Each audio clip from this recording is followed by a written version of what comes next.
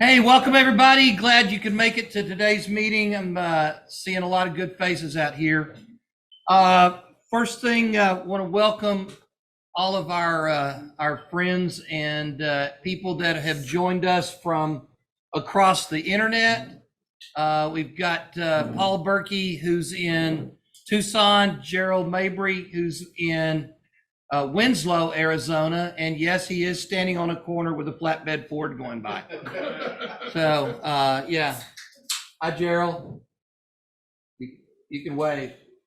There you go. All right. Gradke is joining us from online this morning. He's been staying up. He texted me a picture of his new roundhouse last night about midnight. So I'm sure he's probably catching up on some rest there. He's doing a really good job building that roundhouse. I want to thank the Texas Western again, as always, for giving us the opportunity to meet at their facility. David, you want to have an opportunity to say anything? Sure. Thank you, Mike. Welcome to the Texas Western Model Railroad. Glad you're here. Who's here for the first time? Anybody? Sorry. Yeah, it's the age thing. You just forgot that you had Old timer syndrome. Right. Yeah. So the only thing I've got for you here is remember, after the Division I meeting, we have open run the rest of the afternoon. If you brought a locomotive, you want to run it on the layout. If you want to do some programming up front, we have 2 programming stations running the current version of JMRI. You're welcome to use those. Also on the big table off to the side is a lot of magazines that were donated by one of our club members, Doug Coates. He had them here on Thursday night for our business meeting. What you see is what's left. Feel free to take as many magazines home as you want. So if you have, somebody suggested this at our meeting, how about take a few magazines to your local doctor's office that you go to? Because when you go, you're always faced with looking at Bride magazines, Southern Living. There's nothing good for the guys. Never. So you can take a few of these and set them in your doctor's office, and at least the guys would enjoy a railroad book. That's all I got. Thank you, Mike. Yeah. Did I hear you say proctology today? You're at the wrong doctor, dude. I'm telling you. I went into the Zoom on the NMRA meeting today. The cow catcher meeting. I don't know who's speaking, but if you didn't realize it, your microphone is hot and it just went out across the entire Zoom meeting. So we're going to mute you, and that way we've got there. Thanks, Woody. All right. So first thing I want to talk about is our communications situation with the division. Spent hours yesterday trying to get some things resolved. Mike Corley from Atlanta sends his regards to everybody because he was very instrumental in helping us get some things resolved on what's going on with our communications. As many of you know, we've been having problems with emails being distributed to anybody that's got a Yahoo address or a Gmail address. So we found out that anything that was coming out from a domain that had cowcatcherdivision.org as its origination email was being blacklisted by those 2 email servers. 2 reasons. The first reason was someone somewhere decided that they wanted to report any email that came from us as spam.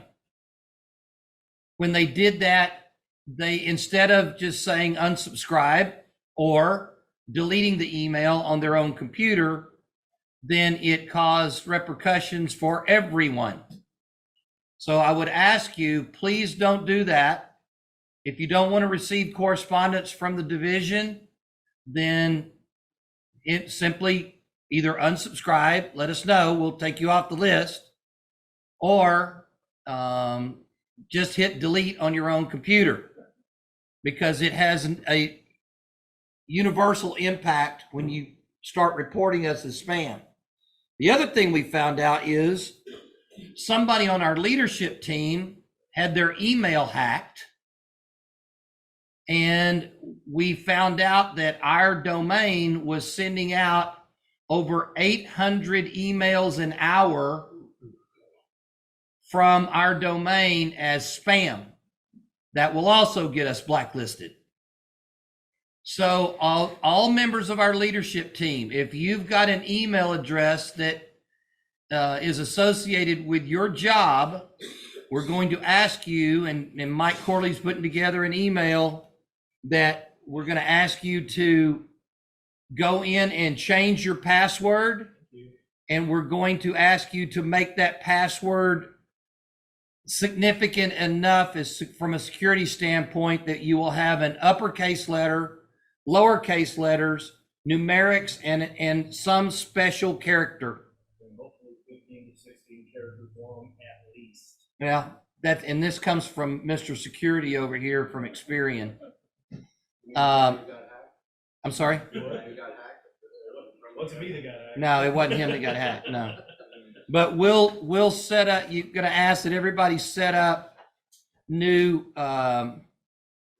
email passwords for your thing. Yes, John? I just want to support what you're saying, because in March, I lost $10,000 through such process that they did my email. Oh my gosh. I've gotten it back from the bank, but it's still under investigation. We had another member here with the division that lost, you're not the first, let me put that, okay? Another member lost $3,000. So guys, be careful. Do not fall for phishing and scams that people are trying to get you. We're not going to ask you there will never be a circumstance where I will send out, or anyone from the division will send out any kind of an email that says, hey, I'm out of town. Please can you send a gift card or take care of paying this bill for the division? It doesn't happen. Okay. The minute you get something like that, call me or text me and let me know. Okay. Because I don't want any of our members to get scammed and stuff like that. Sure. Take the email. Don't click on anything within the email. Just close it, find it in your inbox, and click and hold and drag it onto your desktop. Okay. This will preserve what they call preserving the headers. And this will allow investigators to go back in and find out where that email actually came from. Because it may look like it came from Mike. But back in the background in those headers, it's coming from XYZ dot whatever.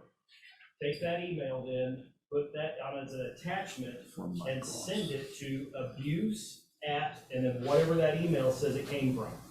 Every major company, all the major webmail addressing companies, things like that, Yahoo, Hotmail, Gmail, all those guys, they have an abuse department for people doing stuff like this. And if you send that email to them as an attachment, they can go through the headers and figure out exactly how they got into the email and how it was sent, and then they can stop it at their level. Yes, sir. That also goes true for region. Yeah. Oh, yeah. Yeah. We get stuff. Region is the same way. Yeah. See stuff coming out supposedly from Don. Yeah. Don't answer anything like that regionally or divisionally. So, do we have any first timers here today? Hello. How are you, sir? What's your name? Hi, Chris. Where are you from? I live in the Needham area. Oh, cool. How'd you find out about our meeting? I joined at the convention that was at. Oh, the RPM show. Wonderful. Congratulations. Welcome to our meeting. We're glad you're here. And everybody make Chris feel at home. Tell us a little bit about your modeling, Chris. What do you like to do? So, probably like most of us, I got a train set when I was a little kid. Never heard this story before. Please tell us more. Sorry, and now that we did a pretty big addition to our house, and I made what we call affectionately the man cave train room. So I just started. Never heard that story before. Please tell us more. I've got a whole bunch of locomotives and a whole bunch of stuff sitting in a closet. Sir, and, can I have you make a couple of steps forward? You're standing right forward. You're standing in front of the mirror, the window, so. Yeah, come this way. Come towards us. There you go. Now we can get you on camera. okay. There we go. So, Thank you. I like modern era. I live not too far from Crescent, so I like Fort Worth and Western. I always go down and look at the Crescent yard, watch their operations. And so I've just finished the base of the helix and putting some studs on the wall. I paid a gentleman out of Colorado to do my track plan, trackplanner.com. And so I've come with some questions. Wonderful. We've got a Q&A time in a little bit. If we don't get all of your questions answered, then I'm sure a bunch of the members are going to welcome you in a little while, and we'll let you talk to them one-on-one and go from there. All right? I look forward to learning from you guys. Hey, thanks. Glad you're here, Chris. Thank you. Yes, sir. All right, another new person. Yes, sir. There's a dad on the screen that's blocking the view. Yeah, who would that be? No, that's it. All right, he's just looking at the. Mr. Crandon. Yes, sir. We've got operational issues on the screen in the back. They got it. Thank you very much. Mr. Crumpton needed the list on who's on Zoom. Okay.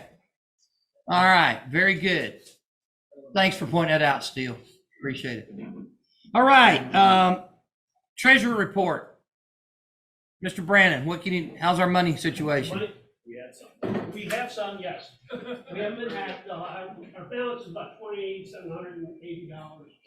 But receivables, we have, I'm sorry. how many what's our receivables?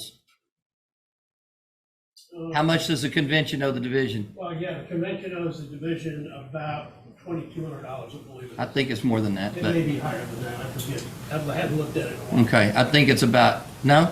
1,100. No, that's too high. No, that's not right. We'll go over those numbers, but yeah. Yeah, the division's paid more for the convention than that. Okay. Yeah, all right. And the division might not have that much money anymore now. So we've been hacked. Yes, all right. Anyway, we're doing good. Yesterday, so that you guys are aware of the dynamic, up until now, the division's website has been a subdomain of the Texas Western's website. And with all of this communication problem and emails and all that kind of stuff, anytime we wanted to try to fix anything or work anything, we had to go through the Texas Western people to help us to get our problems fixed. So yesterday, the decision was made that we would the division would get its own domain and not be a part of a subdomain of the Texas Western anymore. That way we can control our own destiny. We can fix our problems as needed. We don't have to depend on somebody else and burden them with our problems. So the board, 2/3 of the board yesterday, and Trapper, you were just out of commission, so you weren't addressed, but 2/3 of the board yesterday voted that we go ahead and get our own. I know you were we didn't bother with you. Okay. And so you would have voted for it anyway, I know, so I didn't have to worry about it. But the board voted that we get our own domain, and Steve Gratke is working on that. And we'll have our own emails, just like we always have. Everything's just going to be migrated over into its own web server space and everything like that. So we control our own destiny. We have autonomy now and moving forward. It's not like we didn't have the money to do it. So we just went ahead and made that decision.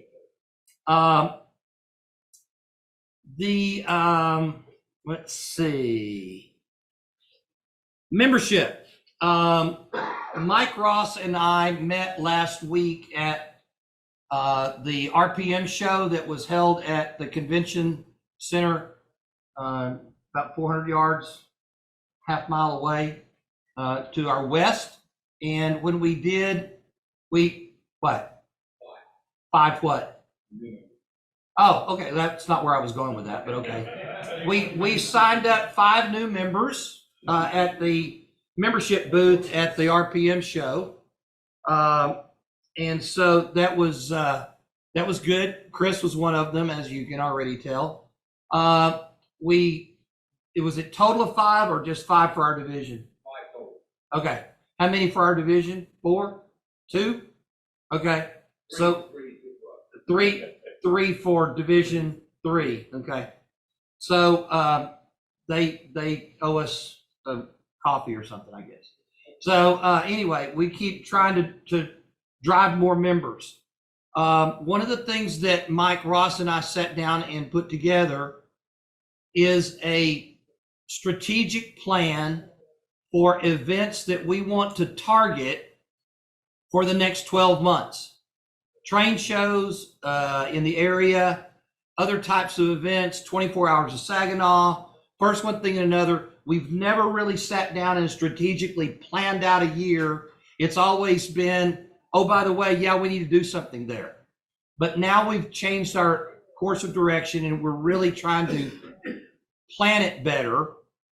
The next major event that we've got is going to be over Labor Day weekend at Clark Gardens in Weatherford. Mineral Wells. Oh, I didn't realize it was that far. I thought it was in Weatherford.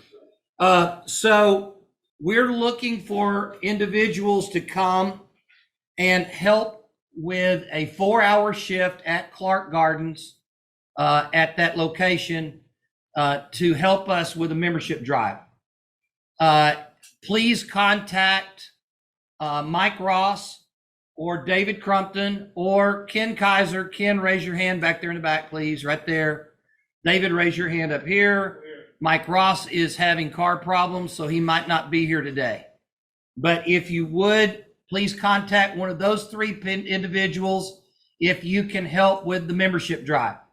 Okay, we're going to set up a booth kind of like we did at the 4014 when it came to town, where we've got membership and also multiple scales being shown of different trains. We're going to take the division test track out there, set it up so that we got trains on all the tracks and show the different scales and let people talk about that and things like that. The North Texas Garden Railroad normally goes out there and sets up at Clark Gardens also. So there's going to be some other railroading stuff going on out there. So we'd really appreciate the participation on that.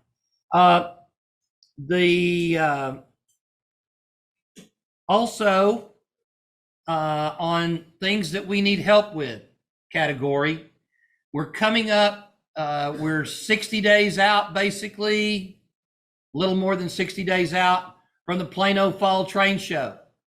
Division 1 is responsible for the NMRA booth at the fall show.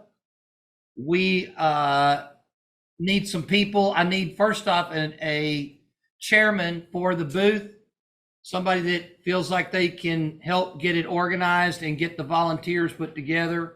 It is not that difficult of a job. You can put it together in short order. It is not requiring you to be there all the time, but I do need somebody that can feel like that they can help do that. Anybody want to raise their hand as a volunteer to help with that job, please? Well, the show is on a Saturday, Sunday. But again, it's more organizing the people to fill slots than it is for you to be there the whole time. But we just need people the organizer needs to be able to put together an Excel spreadsheet. And I've already got examples of that. Daryl Cowles has also helped us with that job in the past. And we've got records from previous shows and we can show you how to do that. It's pretty fill in the blank kind of thing. And just getting people to come out and help fill in the slots and put together a couple of clinics. So, yes, ma'am. What is the date on that? I believe it's the first weekend, the last weekend of September, first weekend of October It's normally at like the 30th and 1st or whatever, but it's the first weekend of October. If you've got a calendar, I'm not looking at one. It's in the whistle that went out last Is it? I didn't get a whistle this morning. night. Went out about midnight last Okay. night. And I emailed You're it. such a smart ass. I didn't do the new distributed email. Okay, all right. So did you get a date on that, ma'am? I mean, I've not been getting the email yet. I think I'm date right now.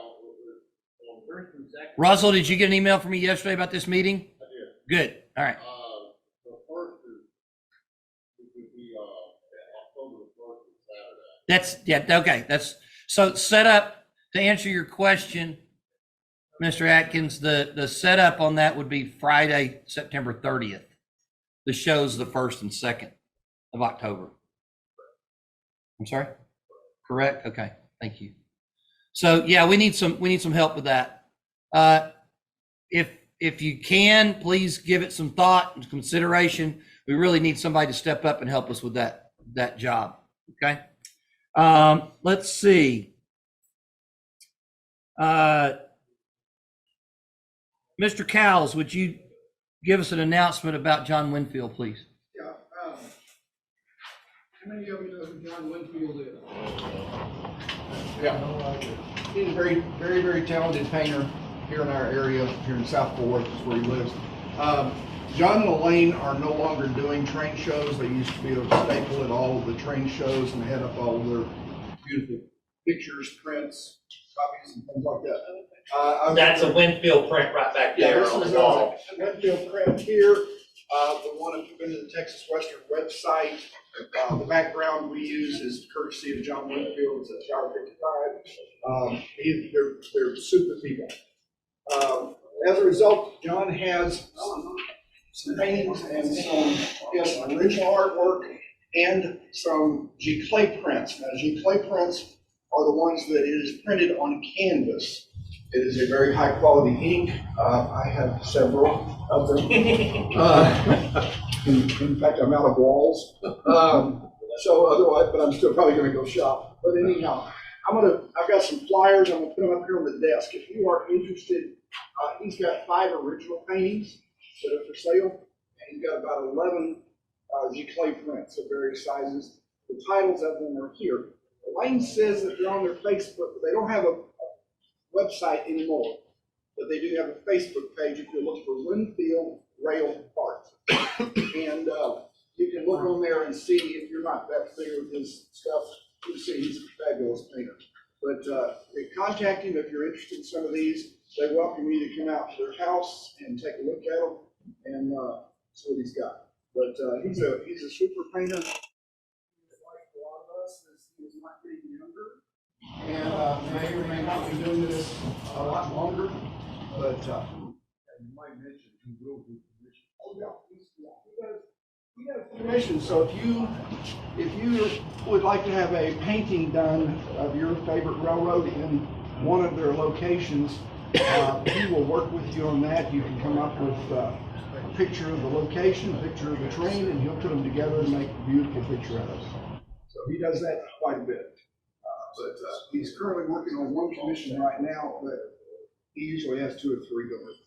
So he's got some time. Beautiful work. He will do anything railroad that you want. Yeah. Anything. You've seen his paintings, you just, it's like our fathers, you've seen his paintings. Oh my gosh, that's his. Oh, yeah. That's his.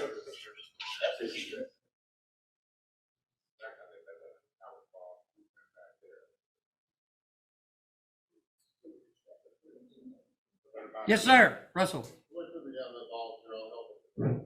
Okay, thank you. I appreciate that. All right. Thanks, Russell. All right. So you and I'll talk later. I'll get you plugged in. Okay. Trapper, can you check your phone, please? Let's see.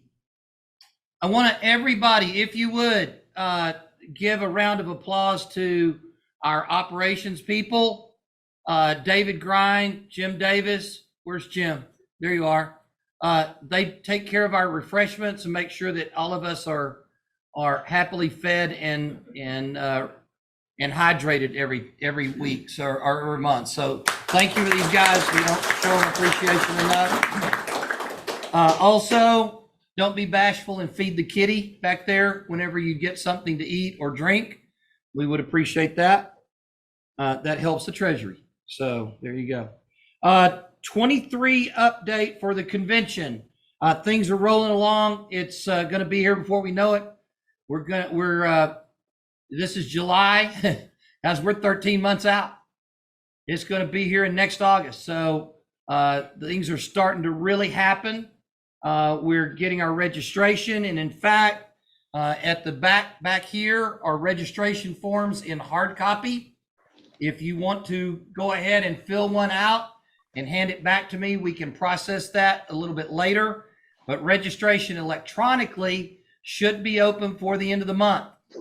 And we are going to ask all of our convention leadership team to go ahead and register as soon as the registration starts. Donna and I are going to register first, and then we're going to ask everybody else to do that for two reasons.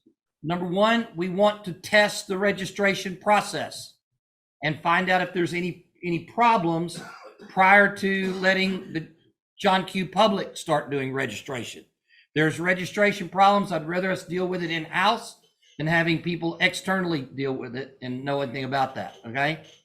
The other thing is staff registration is $100 for people who are on the leadership or in the management team. That $100 can help the convention expenses. So we're going to, right now we've got, I think, 43 or 44 people on the leadership team. That's $4,400. That would go a long way towards helping the convention get some bills paid. Yes, sir. Mike, when the online registration was there, PayPal and credit card. That's the way we're going to be looking at that right now. So that's the plan. But yes, sir, we can do it that way. So if you're going to register by paper, we'd ask that you do that by check or give us your PayPal and we can draft it and go accordingly. Yes, sir. Who drives a Hyundai that's in the handicap parking? Your alarm's going off. Trapper, is there a police car in our parking lot? I don't think so either. Also, one of the things that we are having, just to give you guys as much information as I can right now, in September, the second week of September, Dan Munson from White River Productions, he's a contributor to White River. White River produces Railroad Model Craftsman and also the NMRA magazine and the Narrow Gauge Gazette. Don't forget the important. Okay, sorry. They're not going to be running any articles about layouts for us, but so be it. Yeah. So Dan is coming down to take photographs and do articles on layouts in our area so that they can be published and distributed in those magazines to promote the 23 convention. He's doing probably 11 or 12 layouts. And of those 11 or 12 layouts, I think 8 of them are in Division 1. So he's going to be coming down doing those articles and photo shoots. Had another conversation with Joe Fugate with Model Railroad Hobbyist, MRH. He is going to be attending the Plano show and then spending a week at my house where he's going to be doing video exposés on other layouts that he's going to run on Trainmaster Television, and also be taking stills from the videos and using those in Model Railroad Hobbyist for articles and content. So beginning in January, there is going to be literally an explosion of promotion of model railroads in and around the North Texas area. So be watching that on your calendar. It's going to be a really high point, because I doubt this area has ever had this kind of exposure for all of the different craftsmanship and the layouts that are in the area. It's going to be really, really spectacular. Now, before he sits down, I'll get to you in just a minute, Clarence. Before he sits down, I want to ask Mr. Mahan to talk about volunteering for the 23 convention. Good morning, everybody. Good morning, Chris. The 2023 convention is going to be like nothing any of you have ever seen, in my opinion. It's going to be the greatest that's ever happened. But I didn't say that, he said that. To make it the greatest, we're going to need help. And we're going to need volunteers. We're going to need them before the convention to help put bags together for the attendees. We're going to need them during the convention. And basically, volunteering is going to be broken into two types. One is a half day, like on a bus tour or a layout tour, and the other is 4-hour stints doing particular things like registration booth, clinics, AV, whatever, security. So I hope every one of you will register for the convention, and please come see me and let me know that you will help out a 4-hour stint so we can start getting everything established so that we know we have people to cover everything. Again, thank you. And Thanks, Chris. Manpower, manpower, manpower. Okay, that's where we are, guys. So there's a lot of jobs that are going to be ahead of the convention. Okay, there's going to be a few jobs, and I would probably say 20 or 30 jobs that are going to be during the convention, maybe more. But right now, I think that it would suffice it to say probably 30 people during the convention are going to need to be giving us help outside of our leadership team. But David, we're probably going to be requesting that we come in and use the Texas Western as a location to do bag prep for registration bags and stuff, set up tables and just do a round robin, go by and stuff this, and just, you know what I'm talking about. No problem. Okay, I didn't think it would be, but just kind of throwing it out there. All right. Dwayne Richardson, can you talk to us about the AP program and tell us anything that's going on with that? Haven't got any paperwork from anybody locally, so we don't have any new ones to present. I will make a couple of plugs here, as I usually do. Getting involved in the achievement program will make you a better modeler. I guarantee it. If you've got any questions, if you've got any thoughts about it or whatever, please let me know. Be happy to answer your questions, talk about your journey through your process to getting your master model railroader. I would like to point out that volunteering at the show is a good way to earn points towards volunteer. So that will help you get one cert out of the way.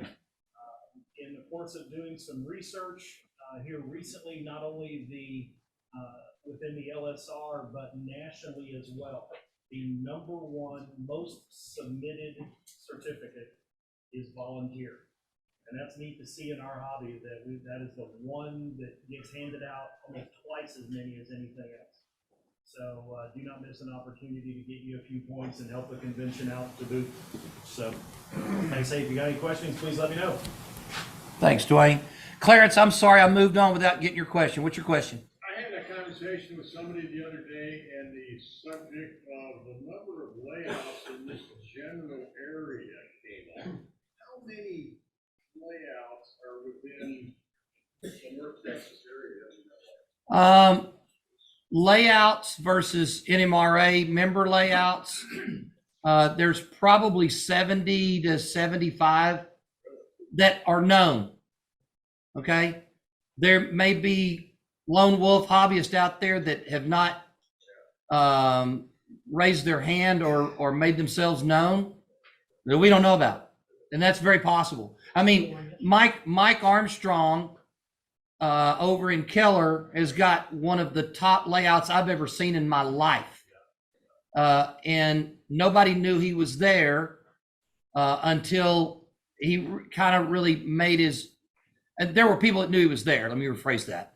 But it wasn't widely known that his layout was there, outside of a small circle, until he published an article about it in Model Railroad magazine. So there may be a bunch more of those. I don't know. Approximately 70 to 75 NMRA. No, known layouts. Of those known layouts, there's probably 35 to 45 of them are NMRA members. Maybe a higher number than that. Is that atypical of the country, that there's that many in one general area, or I'm just, Well, that's, or is it a regional type? it is a regional thing. And I will tell you that North Texas has always been a hotbed for model railroading, even though it wasn't known nationally.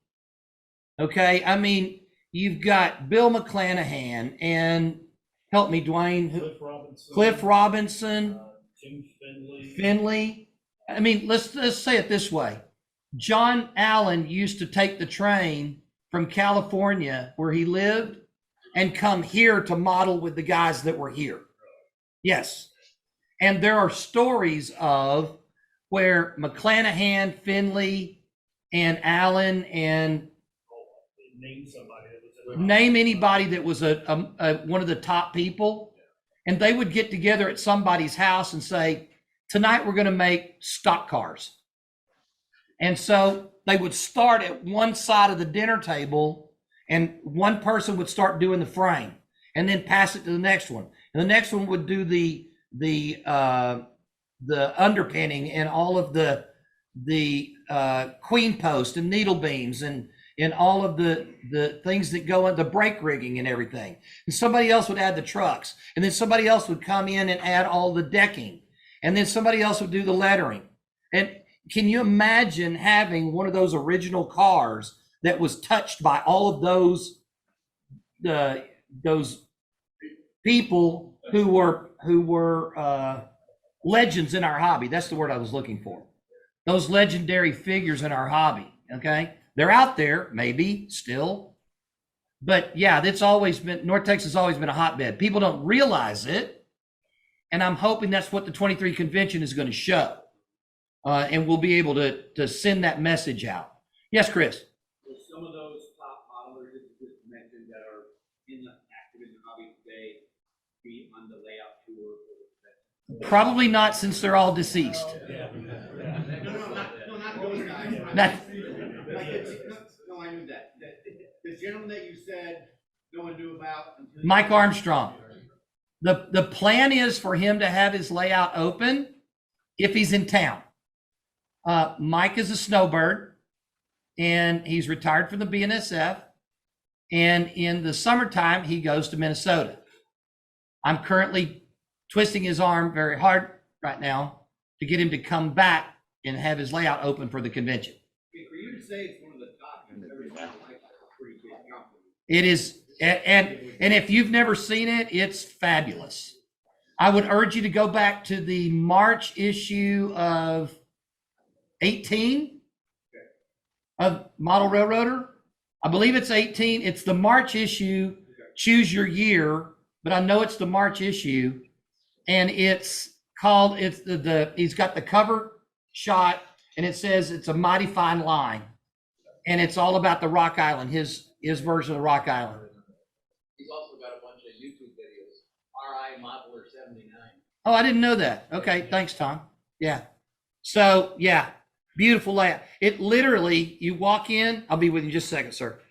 You can walk in, and when you walk in, there's nothing underneath the layout. The floor is so immaculate that if you drop your Cheeto, you can pick it up and eat it and never have a question. The 3-second rule does not apply there.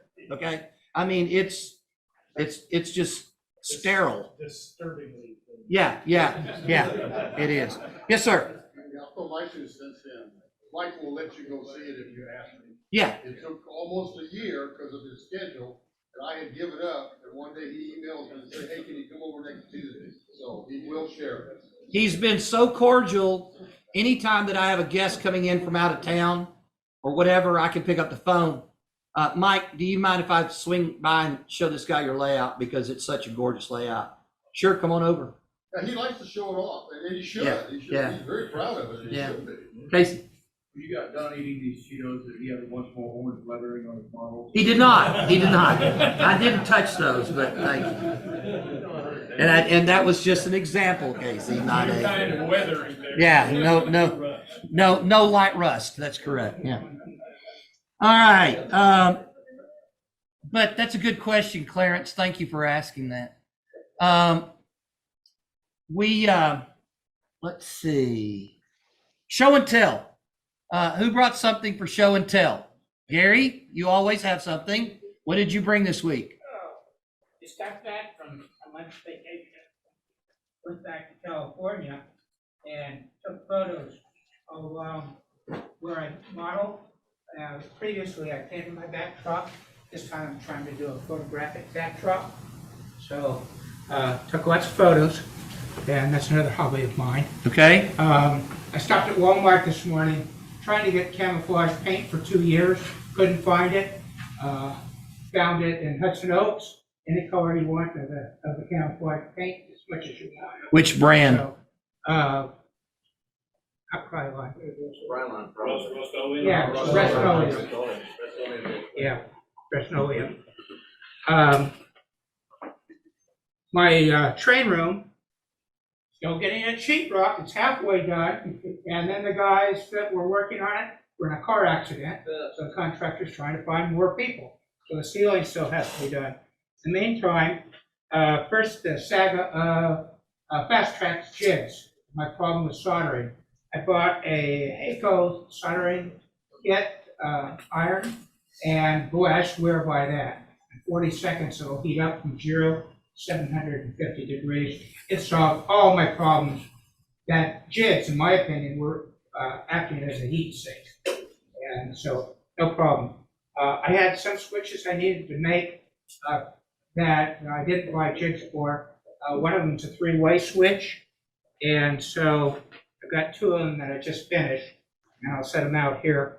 It's a number 6 code 70, and I brought a code 88 wheel set, and you can run it across this. I need. Would you 4 of show these the for one on the white staging card? Beg your pardon? Would you show the one on the white card up to the camera? This is Nope, the way I that make camera. Oh, that camera. This is the There's way the I license. make There you it go. without a jig. I'm just using their plan that's on the internet, and I work on a piece of Homa. So I start by putting the frogs in first, and then build out from there. So I'll leave those up here, and you can look at them. The other thing, I wanted train order boards for the stations, and I know nothing about Adreno, if I'm pronouncing that correctly. So I, who was it, Dr. Dorino or something like that, had this model railroad kit, and it includes servos and all kinds of things. And yesterday it came in the mail, and Dr. Duino. Arduino. So anyway, you can look in the box, don't take anything. It comes in a nice big package that I haven't even opened. I just opened the box this morning. So that's exciting. So that's where I'm at with trying to get track work done. I'm ready to go back to do fast tracks for the number 8s that I need for the layout. In the meantime, hopefully I'll have a lot done by the time they finish sheetrocking. So here's code 88 wheel set. Feel free to go across there. Pardon? Are you using the fast track jigs, or you just? No, not. I am for the number 5s, 6s, and 8s. But for Ys and for the 3-ways, I don't have jigs. I'm just using the pattern that I downloaded. And I start just by taping all the ties down. And I pre-make all the parts first. And so it takes about 4 hours to make one of these and have it fine-tuned. This one's not fine-tuned yet. This one is, so feel free. There's a wheel set you can run across it with. And I'll leave this here. for you to look at. So that's what's on my workbench. Thanks, Gary. Appreciate it. Uh-huh. Gary, Gary, have you found a working three-way arc switch stand for Rachel Field yet? Well, this is going into staging, so it doesn't matter. All right. Anyone else have something for show and tell? Yes, Dick. Is this my cue? No, not yet, not yet, not yet, not yet. Come on, let me get you, let me get you. I'm modeling, in L&N in East Tennessee. And. Sorry for that. I, obviously in East Tennessee, there's a lot of rock, granite, limestone, there's along those lines. And so, when I was faced with trying to do rock molds and stuff, I felt that those would be a little too messy to use. So I came across something, that I'm gonna pass out. These are it's a Cripple Bush, what's the name of the place? Cripple Bush. Rolling rock art? Yeah, Cripple Bush Valley Mountain. And they're plastic, they're rubber rocks. And he's got like 50 or 60 styles of rocks. And they come in molds that are sheets that are about this long and about maybe that high, various heights that you can order. And I've been very pleased with how easy they are to use. You know, this would be a typical sheet. And you can glue them to your layout with a hot melt glue, or you can use magnets. Yeah, hold on, thanks. So this is something he sent me a couple weeks ago, just as an example for this meeting. Supposedly this is a it's like a dry wash or something like that. He calls it. This is a new product. He calls it desert dirt for those cuts through soft rock and soil. But he's got riverbeds. He's got granite, quarry walls, different things along those lines. David, if you pass out, you can paint these finally. There's a price list of stuff on the back. But All right, look, he only gave me 7 of these to hand out, so I don't know what we're gonna okay, do we're with making, that. just put them on the back table. All right. You know, this is another example of some of the working things. You can paint them with acrylic paint. You can, use pencils to shatter them, or shadow the rock crevices, things like that. I have a couple places where I've hidden tracks. And I have a rock cut right in front of that hidden track. And I use these, I attach this thing with magnets to my layout. And I can pull it off very easily. And get to the track to do maintenance work on it or clean it or something like that. So I've been extremely happy with this product. Thought I'd share this with you guys. I'll leave some up here for you to look at, some products. Yeah, Ken? I'll make copies of these for the next meeting, for next month. I'll bring a bunch of copies of these here. Okay. There's some up here if you want. Say it, I'm done. I guess you can pass the cards out too? You did that. Okay, good job, good job. You have an extra donut. Check his website. The pictures on the website are good, but they're not as good as a product that you can see firsthand. But I've been extremely happy with it. I hope you guys find it useful. Thank you. Yes, sir. I have probably 50 rock molds, and since I'm not doing this larger layout, that place is really rocky, I don't need it anymore. So I have both rock molds that were Joel Bragdon's, and also some that I made myself. Some are 2 by 3 feet, and I'm going to drag those out. I'll bring them to the next meeting, and probably part with them if anyone needs rock molds. Oh, that'd be great. Thanks, Gary. Appreciate it. All right. Anybody else have anything for show and tell? Okay, we'll go tip and trick. Okay. I've got one thing that I'm going to throw out there real quick. A lot of you know that I do 3D printing, and amazing thing, isn't it? So I've got a spot on the layout where a turntable is right up next to the wall. I was able to go on Thingiverse and found a engine house that somebody had put out there. I downloaded it, and as a trial, I printed one stall of the engine house. because I'm trying to make it a flat to go up against the wall to represent the rest of the engine house, okay? So once I printed the first one and saw what it was going to look like and sizing and stuff like that, I came back and fresh off the printer this morning is 3 stalls of that engine house all together, and you can see they're flat across the back, so that now it's going to go up against the wall. It gives me my flat, but it's also got texture. Dwayne and I were talking, as you can see, this one has a lot more depth to it, but it's, when you have it, you can open it up. And these doors here are made in such a way that with just a little bit of work, you can open these doors. So what I ended up doing was taking the 3 stall, moving it back depth-wise enough to where the doors could open, and now we can put some sort of a small interior, or even open the doors and have an engine, cut off an engine and have it sitting inside there on a service track, on one of the whisker tracks or whatever. But that's there. I peeled off just a little bit of the rafting and the support material so that you can see that behind this is this. So you can look at that. The second thing I was going to show you is, if any of you've been to my layout, you know that I've got an area in an alcove that was basically representing the stockyards in Fort Worth. I have since put rounded walls in that alcove area with masonite and got them with sky blue.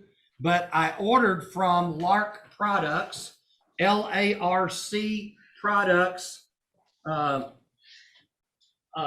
.com. Bill Brown is is on the national board. He serves as the contest room chair for the national. He's also the AP chair in the Northeast region. His company is called Lock Products, and he does backdrops. And he custom made this backdrop. He added the trees on both sides just like I wanted. This was originally going to be, it was originally a skyscraper scene for a downtown area, but had more modern buildings in it. He went in and took out the modern buildings and backdated it so it looks more like a late 50s, mid 60s kind of downtown area.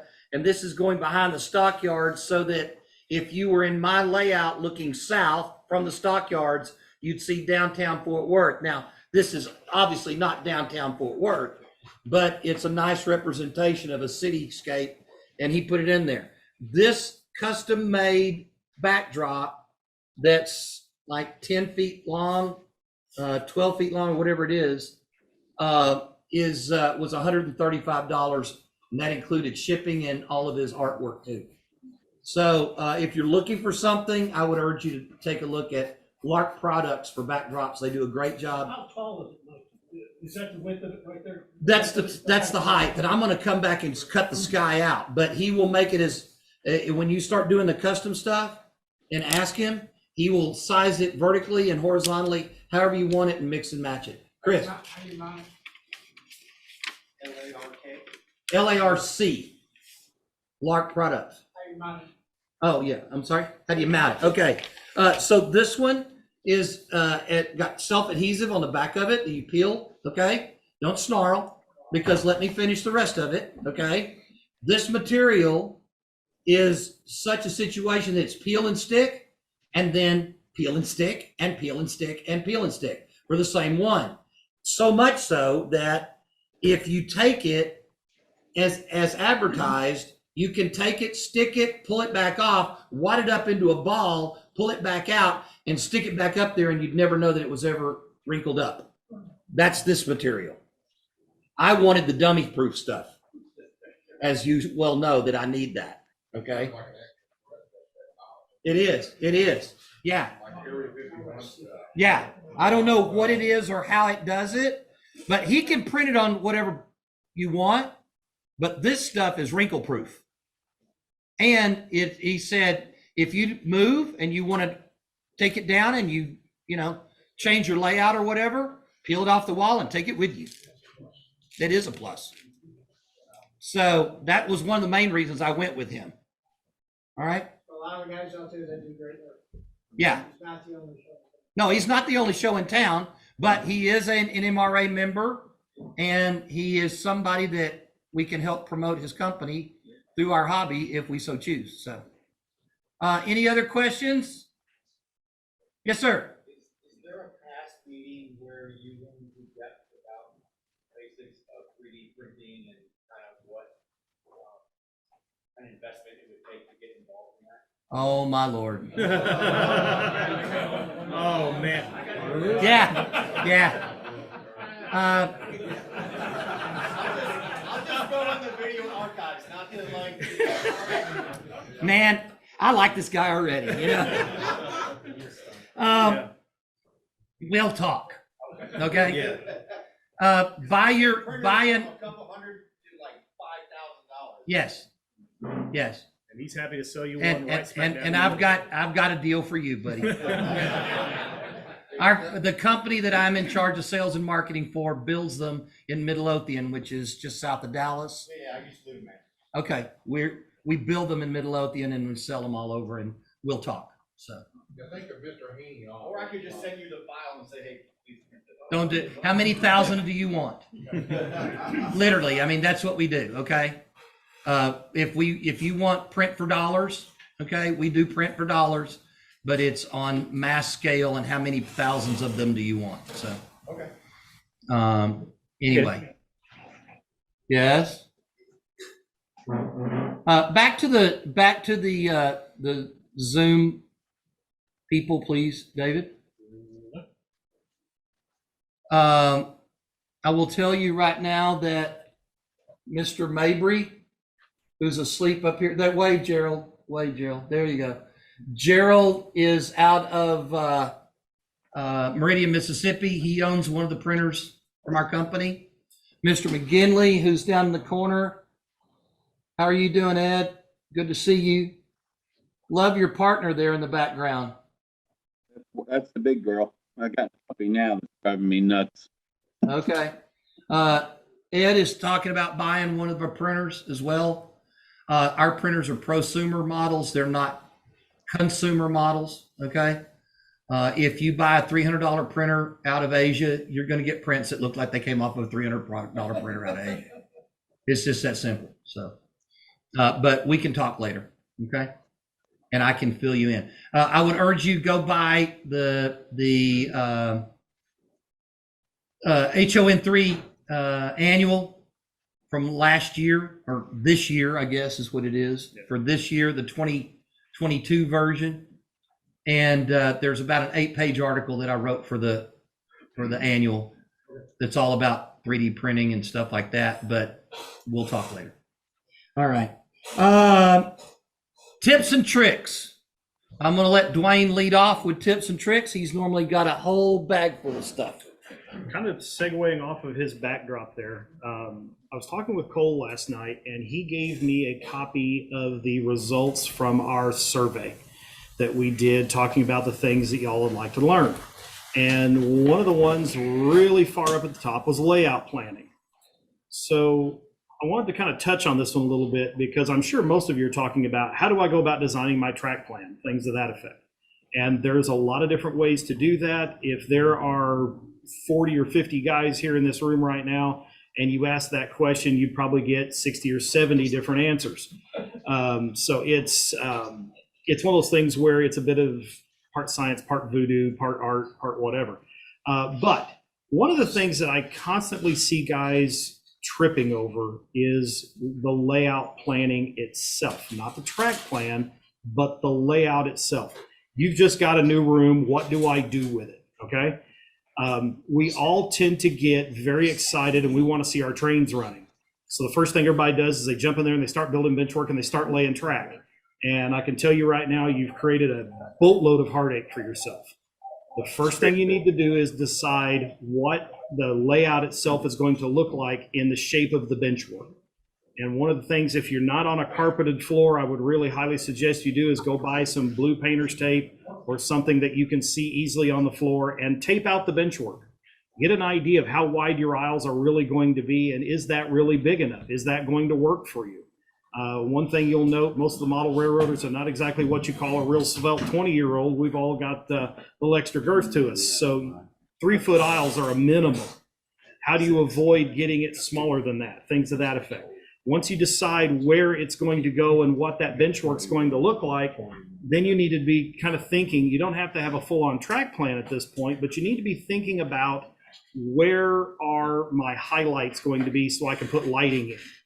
Put your lighting in next. Paint the walls blue. All of this before a stick of bench work goes up, because then you're not getting ladders in the way, and you're not having to lean over your bench work to put your backdrops up and work around buildings and things like that. And I'm seeing a lot of heads going in and going, yeah. There's a certain order to this, and you want to kind of think about it from a logical side. All the things you can do that you have to touch the wall for, putting the paint up, putting the backdrop up, putting your lights in, all that stuff. If you don't have to work around ladders in an existing layout, you're going to find it to be a much easier time. Then you start building your bench work. Then you start finalizing your track plan. Now, one of the things I would very highly suggest you do, once you get your track plan down and you start getting it wired up, operate it a couple of times. And even if you're not into operations, have a couple of buddies come over and run some trains and decide, is that siding at that angle going to work for you? Is the siding too short? Is the siding too long? Is the curve too tight? Is the curve too broad? That kind of thing. And then you're at a stage now before you start putting scenery down that you can modify your track work. Sweet. Let it play. Rock on. At any rate, that gives you a chance to tweak your track plan a little bit. The last things you really want to be starting to do is laying out scenery and your structures. And you're going to put your structures together, put it down, and then put your scenery down around it so that your buildings look like they're in the ground, not on the ground. Because trust me, the Dorothy effect is not fun to explain when you've got this big gap underneath where your foundation isn't touching. What's the Dorothy effect, Dwayne? Where it looks like a building got dropped on the witch's sister. Okay. So on the ground, not in the ground. One of the things too, and we'll do a clinic on this one at some point. Take your plans out of your kits if they've got the elevations on them like the old Campbell kits did. If they don't, take the walls themselves down to Kinko's or Staples or Office Depot or wherever and copy the walls off, and you can laminate those prints to foam core board, and you can make full-size 3D mock-ups. These are handy for a couple of things.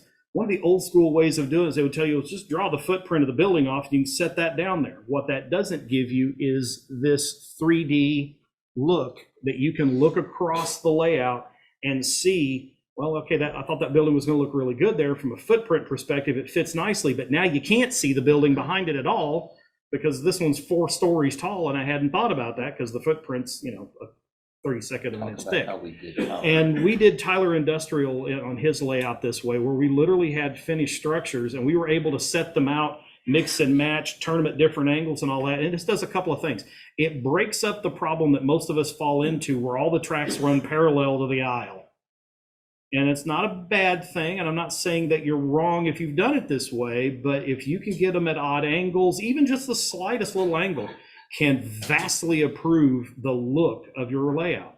And it's this artistic approach that a lot of us really don't think about. We just start running tracks.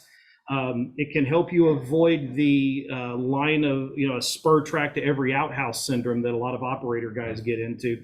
Not naming names or anything, but a lot of guys tend to do that. We want to be able to put trains everywhere. We want to be able to shove a boxcar here and a gondola there and kind of thing, because it makes our operations more fun. The problem is your town ends up getting very cluttered unrealistically. So being able to set the buildings up and these 3D mock-ups up, you can color them if you want to. I know guys that have taken colored pencils and markers and even colored them up. And it's the next evolutionary step of the old 3x5 card folded over into a tent that says Acme Furniture on it. This gives you a better representation. It also gives you something you can leave on the layout and operate around until you get around to building that structure. So it helps dress the place up a bit. Yes, sir. We went back here, we got the exact thing for Dallas Station. Yeah. Yeah, so if you get a chance, check that one out. Yeah, exactly. Foam core board and a 3D print of it, or just a photocopied print of it, and it really helps dress the place up a bit. And when we did it for our old SN3 layout, and we're going to do it again on our new club layout that we're constructing now, I came in and printed up. We needed a town area, so I printed up all these buildings on, just out of the plans, and we made these full size mock-ups, and we got them in there. And we laid them out and went, okay, no, don't like that one. I mean, I literally did just that. Reached over, grabbed it, threw it over my shoulder, and we working through other stuff. Nope, okay, no, I don't want 2 multi-story buildings. So I was like, we like this one better? Yes, grab that one, threw that one over my shoulder. And we mixed and matched it around until we found the combination of buildings that we liked. And it really works out well for stuff like that. So give that some thought. And if y'all want to do that, I'll come in and we'll do a clinic on how to put them together, and I'll bring some stuff up and we'll put one together live. It is stunning how fast they actually do go together too. Yes, sir. One thing you didn't mention that should really be first is, what is the purpose of your railroad? I kind of lump that into the overall design of it, but yes, you're right. What is your railroad going to do? Is if the idea is to walk into your train room and watch trains running around in a circle, that's fine. More power to you. If that's what you get your enjoyment out of the hobby out of, fantastic. It makes life simple that way. If you want to do a mining railroad, then you probably don't need a sawmill. If you're going to do a sawmill, then you might need some other things. I'm not saying you've got to do full-on research about how every last industry works, but a real high-level Wikipedia kind of background on some of this really is helpful. If you want to do mining, Clarence's clinics on mining stuff are a absolute must. If you want to do sawmills, depends on where you're going to do the sawmills. For example, if you're doing sawmills back east of the Mississippi, where a lot of hemlock grows, they cut a lot of hemlock trees. Anywhere where they're cutting hemlock trees, pretty close by, is going to be a tannery of some sort, because they'll boil down the bark and use that in tanning leathers. Didn't know that till I did a little bit of research. So that's another handy one that you can plug in there. We do a little short clinic on giving your railroad a purpose that we've done up here before. It takes maybe 10, 15 minutes to run through that one. If you're interested, we can do that one again. And it literally demonstrates all of the train movement that you would need to supply furniture to a furniture store in one of your towns. And it is a stunning amount of train movement by the time you figure out power for electricity, lumber, materials for leathers, materials for cloth and things like that, for textiles, for hardware, all the hardware, the guys that makes the pallets, the guys that makes the cardboard tubes that the textiles get rolled up on. And you start running through all of this movement. The crates. And yeah, I mean, everything down to cardboard boxes and crates. I think we counted up, it was like 38 different industries involved, and trade movement in and out and amongst them and between them. One little store on your layout could keep your operators busy for hours. So yeah, giving your railroad a purpose is a good thought to kind of come into it. If you're looking at doing a prototype, you have an advantage in that that's already defined for you. If you're a freelance guy like I am, you've got some options where you can play around with it a little bit, or you can match to a prototype. So anyway. When we were doing the Tyler Industrial on my layout, we literally put the buildings down and then fit the track to the buildings. Okay. And decide, well, wait a minute, we need to run around here because we're shipping and receiving in this location, and this is a trailing point move versus a facing point move. We need to run around the cars and things like that. Where are we going to do that? And we literally put the buildings down with no track, no turnouts, anything, to get the view we wanted, and then went back and fit the track to the buildings. We were fortunate that I'd been building buildings for years and already had an inventory of real, if you will, mock-ups. So we didn't have to do the mock-up on the foam board. We had the actual structure to fit there. That was the only difference in when we were doing on my layout versus what Dwayne's talking about. So I really urge you to do that. Yes, sir, in the back. On a much more mundane note, to go back to things like bench work, you can change our minds over time. So even if you intend that every turnout be manually controlled, there was slowly issue when you're putting the track down and there was a support under where that turnout points are. Move the support before you've completed your railroad. Or change the turnout location. Yeah. Because 3 years later, when you see it, and you want to put in a tortoise, Yep. So really, you save yourself a lot of time moving something 6 inches. Yep. Then changing it on through here. Very good point. Very good point. All right. Anybody else have anything for tips and tricks? Yeah. Yes, sir. Having just gone through some of this, what I did is, after the track plan was done, I got that file, a rail 6. I'm using that on that CAD program to make my benchwork design. I also paid for a one-to-one printout, because I have a blank, empty canvas room, put all that out, and then that's helping me lay out the benchwork. Good. Before you start doing your bench work, paint your walls and hang your lights.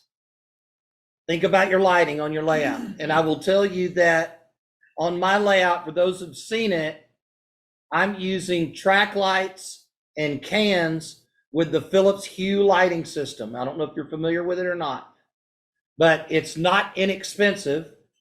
But what I can do is on my layout, I can simulate and program the lights to any of 16 million colors.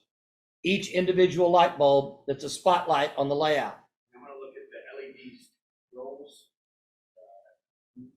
And that's your choice. Yeah. What I can do with mine is, and I've done it, and Terry has come over for a night operating session.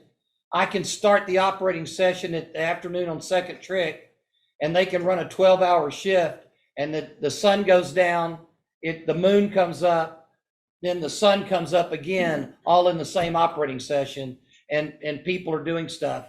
Most LEDs don't give you that option. The other thing to worry about with LED lighting is the fall off. Some LEDs are really nice and bright for about a foot and a half. And by the time you hang them on your ceiling and you get down here to the layout, your layout is remarkably dim. So look at the fallout, look at the lumen, how many lumens the lights are putting out, and the color temperature. That's another biggie. So you want to try to find something relatively neutral, because you don't want to get it too yellow and you don't want to get it too blue. So the other thing that I would caution you about on your lights is, and this is carrying over a little bit, whatever lights you're going to have on your layout, have those same lights above your workbench. Amen. Because you want your colors on your workbench when you're doing your weathering on your buildings and your cars. Even your basic paint job.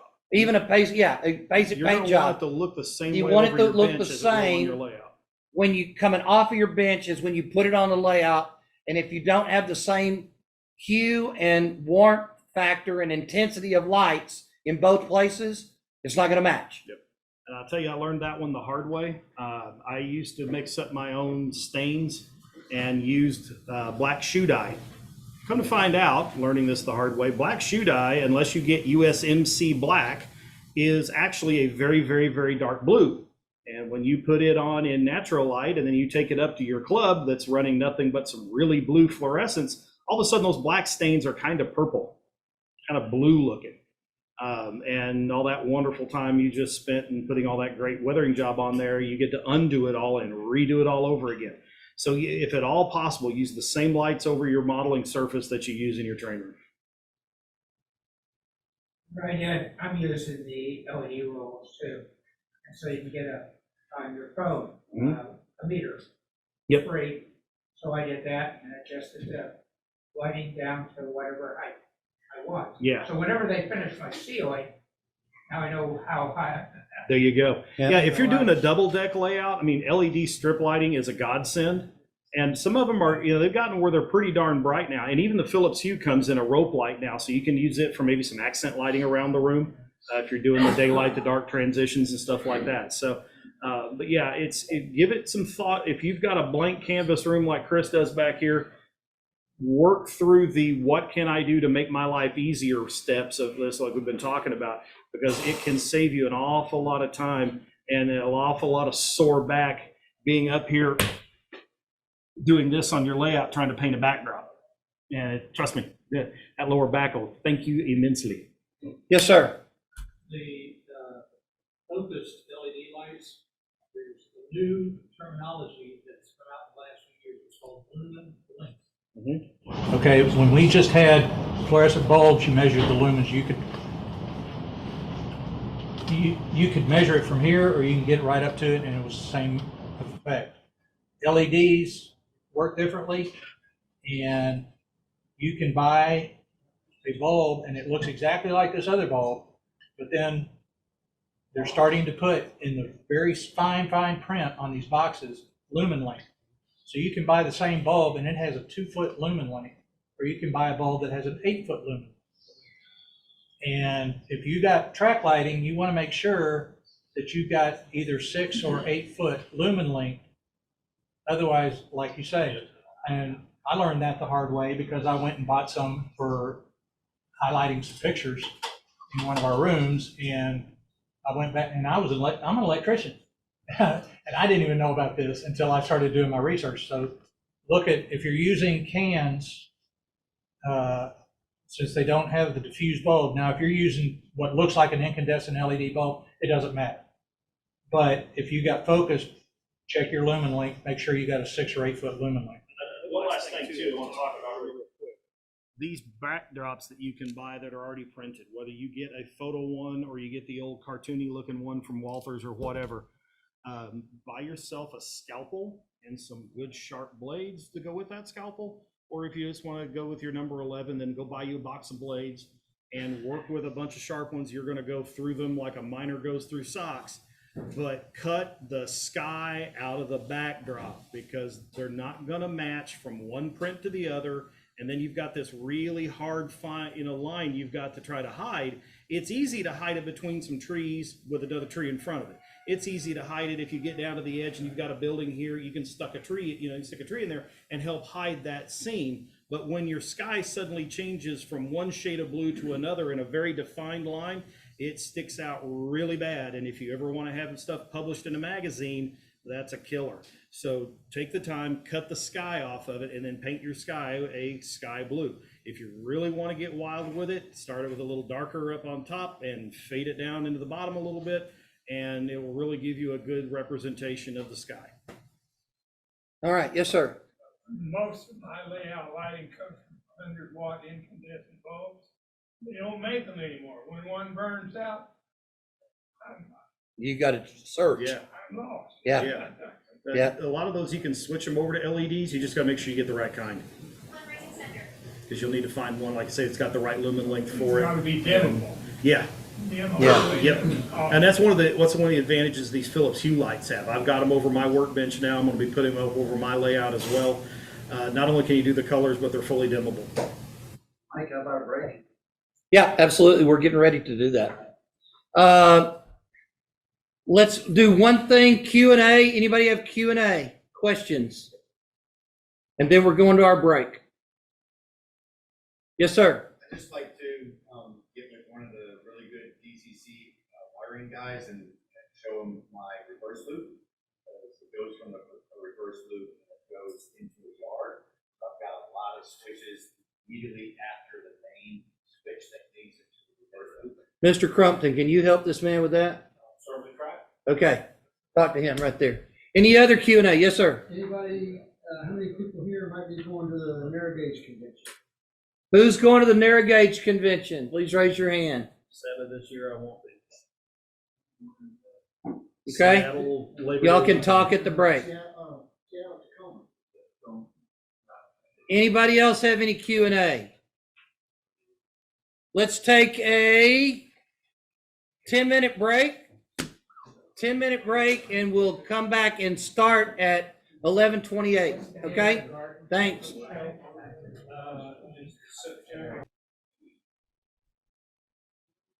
All right, folks. Hey, welcome back. We really appreciate today having a expert, if you will, if there is such a thing, on Tower 55. This gentleman has been inside of Tower 55 for a number of years. He's taken photographs and has information about this particular structure that not everyone has available to them.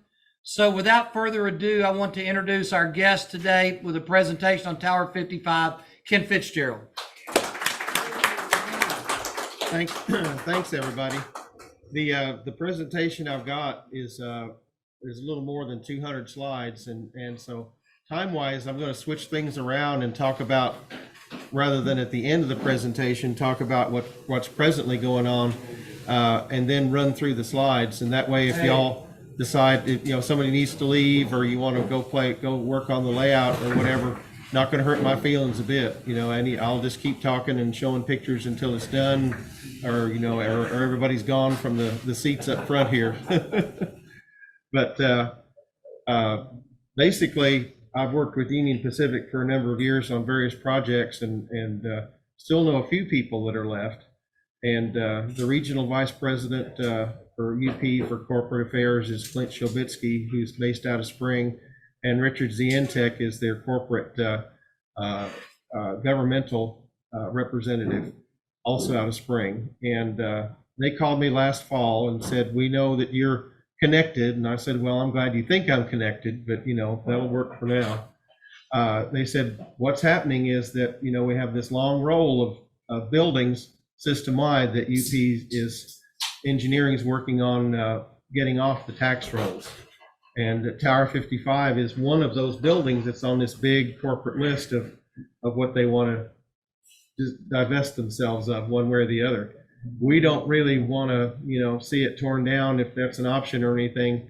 Can you work with us and just be consulting as to help us figure out what we need to do and who we need to talk to, and help us get meetings set up with various groups that we, corporate communications, want to drive the boat on this one and not just let engineering do its thing." And I said, "Sure, and I'll be glad to help out." And so I helped them identify the various groups, and also pointed out the fact, you might tell engineering that there's a rail fan camera that's pointed at Tower 55 24 hours a day that people watch 24 hours a day. So they're not going to be able to sneak anything in, quote unquote, as they have in the past in terms of tearing something down overnight. Said it'll be seen, it'll be publicized immediately. Oh, well, we didn't know that. So maybe that helped a little bit. But their plan was to meet with local politicians and groups of interest and come up with a plan, and then go public with it and present the plan as to what the future would be for Tower 55. Well, that naturally got derailed a couple of months ago because the contractor they hired to eventually do the whatever went ahead and filed a permit with the city of Fort Worth for demolition. He's not supposed to have done that without UP's telling him when to do that. So that person is not on their favorite list at present. Because there's people that watch that list, especially groups like Historic Fort Worth, which is one of the movers and shaker groups that the city listens to, that I had identified.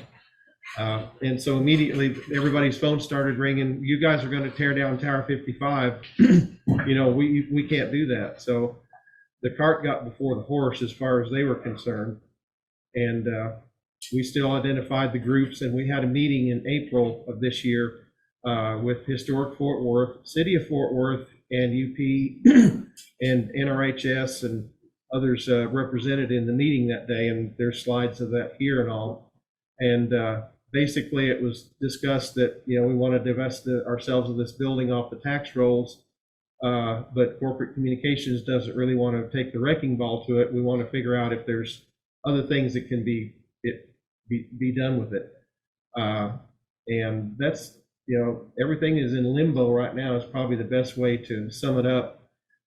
Since it got out and got in public and everything, the group Historic Fort Worth brought in several people that are familiar with this type project, and we identified the fact that Tower 55 is not on any historical registers at present. Its age qualifies it to be, but it's not actually on anybody's preservation list. So things that are being discussed so far is that they are talking about more dismantling it than knocking it down. For example, if it's dismantled, everything that's of historical value, like the bricks on the outside, would go to the city of Fort Worth for some as yet unnamed project. And other parts of it that I helped identify that would see in some of the slides would be preserved until they could figure out what home would be best to keep them in. Historic Fort Worth would like to see the tower stay where it is and they build a bridge over the southeast leg of the Y and turn it into a railfan paradise, like Rochelle or some of the other railfan platforms around the country. Yes, sir. If you were the king, what would you do with Tower 55? If I was the king, I'm thinking if we go along those lines, most realistically, the tower right now with the current track configuration is about 10 feet from the track on each side on the corner. That's awfully close. The tower needs to be not, moved to Saginaw somewhere, but needs to be moved more central into that corner, and maybe even on the outside of the southeast leg of the Y, which would eliminate the need of getting the public over a live track to get to the tower. In terms of externally, it's in good shape, but internally, it's built in. The current building was put up around 1926, 1930. David Mock was supposed to be here, but he, like me, I didn't know if I was going to make it here or not with car problems. David didn't make it. Dave worked in Tower 55, and as his others did. But physically, can it be moved as a unit?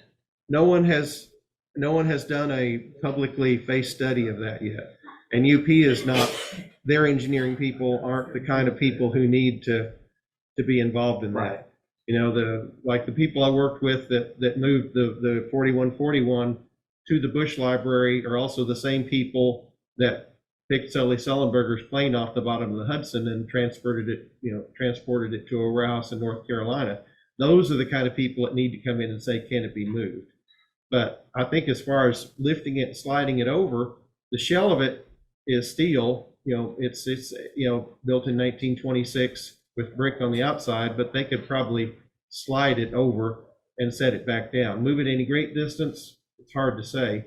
The electrical and the plumbing inside are ancient. They're pretty well shot.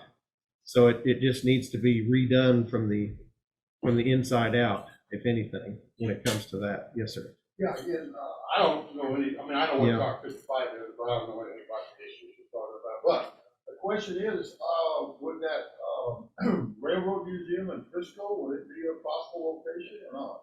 That's been discussed, but once again, who's going to pay for moving it that far? Probably too great. Yeah. Well, And- from Saginaw to Frisco, I don't know if that's really Yeah. gonna run the cost of moving up or not. I don't know. Yeah, that's totally out of my But bailiwick. what I was thinking Yeah. is, it's just my opinion. I'm not saying anything wrong with anybody else. If you put it in a museum, you're gonna get more visitors over time. Yeah. More people will be able to say, oh, this is what it was. Yeah. Well, that may be where it ends up. We can't say right now. Right now, there's negotiations going on between Historic Fort Worth, City of Fort Worth, and UP, trying to figure all this out between the various ideas of what to do with it. Nothing's going to happen very quickly. The signal department still has some lines that run through the first story where they have some racks with their backup batteries that they didn't move out to the signal huts during the 2014 or the 2021 projects there at Tower 55. And I talked to those guys last week, and they said, we're in no rush to, we'll get to it when we can. So they can't even do anything. You're gonna spend the money, let's put it where more people can see it. Well, over time. Yeah, I agree with you. But you said spend the money. Let's get down to the word money. Whose money? Yeah, right. Yeah. And from where? Elon Musk or, all right, it's going to take that kind of money. Yes, sir. Kenny, you said it was about 10 foot from the two tracks. Is that a no-go for it to be a public viewing field? And you're right. I appreciate you taking me back around there. I digressed and got off track, no pun intended. But right now, it's too close to the main lines that UP does not want the liability of having the public in that tower. And if a train, it's never happened yet, but if a train derails and hits the tower, knocks it down, kills several people, the lawyers are going to go to town. That's why, you see fences between the tracks and the depots that have been, it needs to be physically moved back, like maybe to the center of that space, not outside the southeast leg of the Y necessarily, if they can come up with a tunnel or an overpass for people, but centered up in that area where it's not right next to the tracks. That makes a killer observation platform for Oh, yeah. Yeah. Well, that's what City of Fort Worth wants to do, but they want to leave it right where it is, and EP says, no, we're not gonna do that. You know, it's a hard no on that, because of it's right up against the tracks now. There used to be more space in between the building and the closest track, but not now that they've redone the configuration there. Guys, let's go ahead and let Ken make his presentation and hold our questions until the end, if that's okay, all right? Yeah, like I said, anybody, I apologize. It's about an hour, a little over an hour presentation without questions. Anybody needs to go, not gonna hurt my feelings, need to filter off, want to stop me, but we'll just run through it. UP has used parts of this for their internal stuff. The original Tower 55, that's looking north at the top of the screen. The original Tower 55 was commissioned in 1904 and was, I forgot to pull that up again here real quick. Just a second. Yeah, Northeast Quadrant, September 24th, 1904, and it had 122 functions and 89 electric levers. This was a wooden tower in its first iteration. The current generation of Tower 55 that you see was put up somewhere in 1926 to 1930. We're not really sure yet. Here's a view looking from the north to the south of the wooden tower in the northeast quadrant. TNP 902 pulling a passenger train is actually going to disappear behind the tower there to go east towards Dallas. Here's more of a close-up. They had tracks running down each side of the tower, east-west, and then all the legs of the Y were pretty much two tracks at that time. Here we are looking from the west, just down from the TNP building, looking east across the tower. And you can see how it's in the northeast quadrant there of the diamonds that are right over here. Here we are at the south looking north towards the current downtown. What year is that? These are all in the 1920 era, right about there. Ken, is this mainly Berger stuff? I'm not sure. These came from David Mock, who's not here today, from his TNP, his son's TNP website. Attributed to the Berger Library. Now, the first one I showed when I did a book for UP, that did come from Berger Library. I'm just not sure about these others. Now in the 1926-1930 time frame, the current brick tower is now in the southeast quadrant.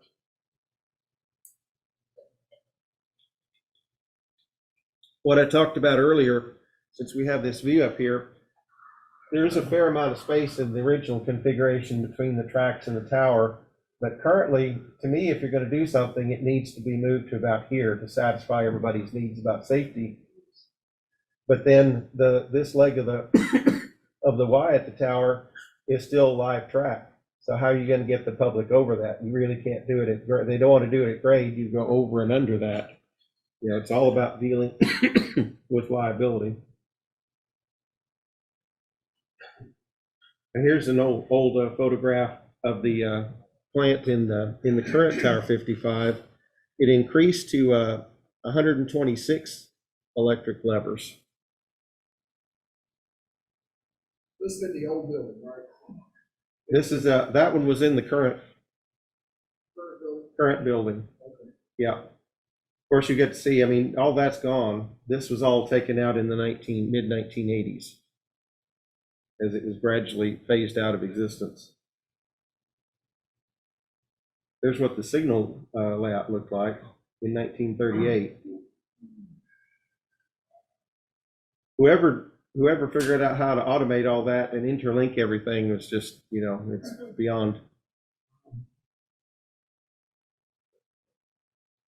So this is a shot from the steps of the tower looking west towards the TNP building in the early 60s, taken by an old friend, KB King. At that time, you still had 3 north-south tracks and 2 east-west tracks.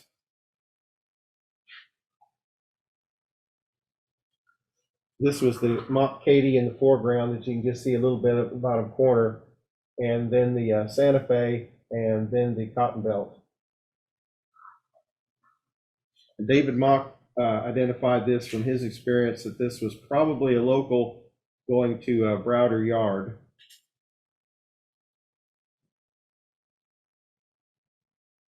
Here's one of my shots in the early 80s, back when you could get up close to the tower as long as you were exhibiting any degree of common sense. As minute as that may be. Yeah. And here's Howard Johnson up in the tower. This was my one visit up in the tower. Back in the early 80s, I worked for Motorola Communications as a factory representative, and I had on my blue windbreaker with the big Motorola Batwing on it. And he had looked down and saw me, and he came out the steps and hollered at me, have you really worked for Motorola? And I said, yeah. And I said, my Rock Island radio's broke. Can you fix it? And so I said, well, I'll sure try, not shy about that. So I got up there and I was actually able to diagnose the antenna problem and fix it. So I got to stay up there a little while and watch him work.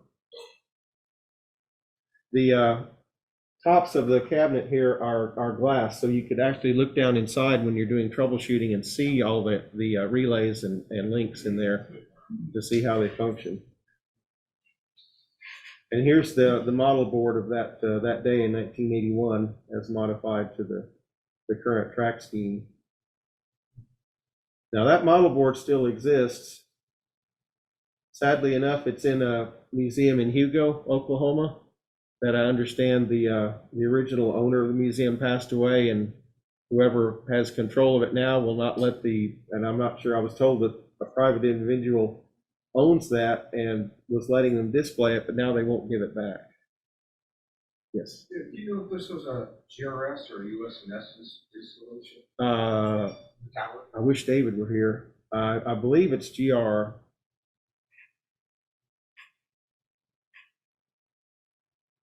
Now these are some pictures from David's son's Texas and Pacific Facebook page that they loaned me to add to it. Various views, and now this is the mid 1980s when the original lever machine was dismantled. You start to see what some of the relays look like. Some of them were thrown away. Others, various people took pieces home. I forgot to bring it in my haste this morning with car problems, but that piece right up here, I actually have that at home. I was given that by the railroad police as a souvenir. That panel, yeah. Oh. Nice little collection. Yep.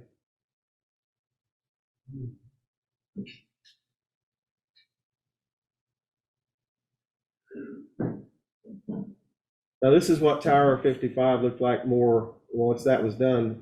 This is in early 2000s. This is when the signal department was up there and had offices up there. Go ahead. See how busy they are with the basket. Yeah. Sounds like the maintenance department. Mm-hmm. This is from the south end looking north where the machine used to sit. And now views out the tower. This is looking south down towards the old SP yard, northbound Santa Fe.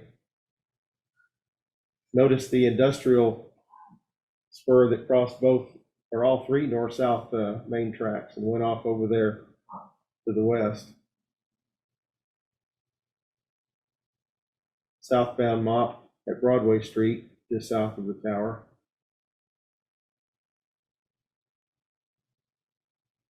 Southbound Katy.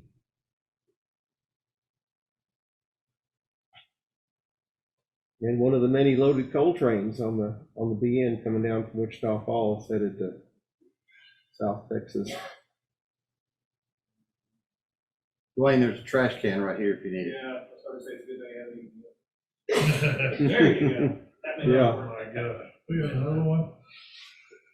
Never knew what you'd see out there. But they're heading around west to go down towards Davidson Yard and cross over all the way to the south side and then get off on their line that went down to 8th Avenue.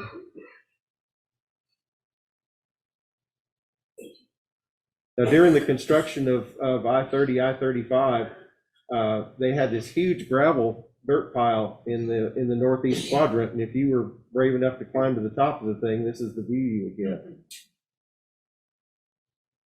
To me, this was their big, they've always talked about, why didn't we separate the north-south mains and take them underneath the east-west mains? Well, this was their missed opportunity to have done that at the best time, is when they rebuilt the I-30, I-35 exchange to get all the streets, city streets, the interstates, the tracks, to get it all done and have it work. It's still theoretically possible, but it's going to be a lot of work to do that.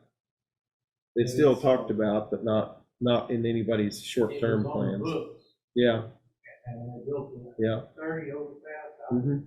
project up there, and they Yeah. had piers down far enough that it's actually going to be Hmm.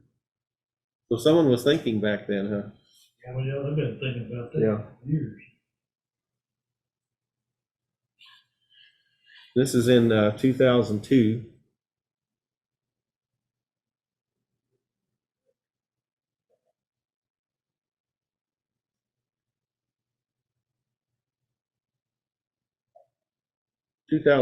Sorry. Yep.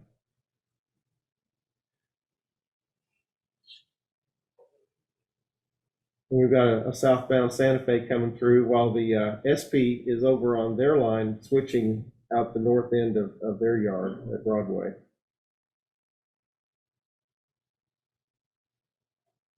And then that SP Cotton Belt track in the foreground there, northbound Santa Fe meeting southbound Mop. A typical engine move to the Cleburne shops, southbound at the tower.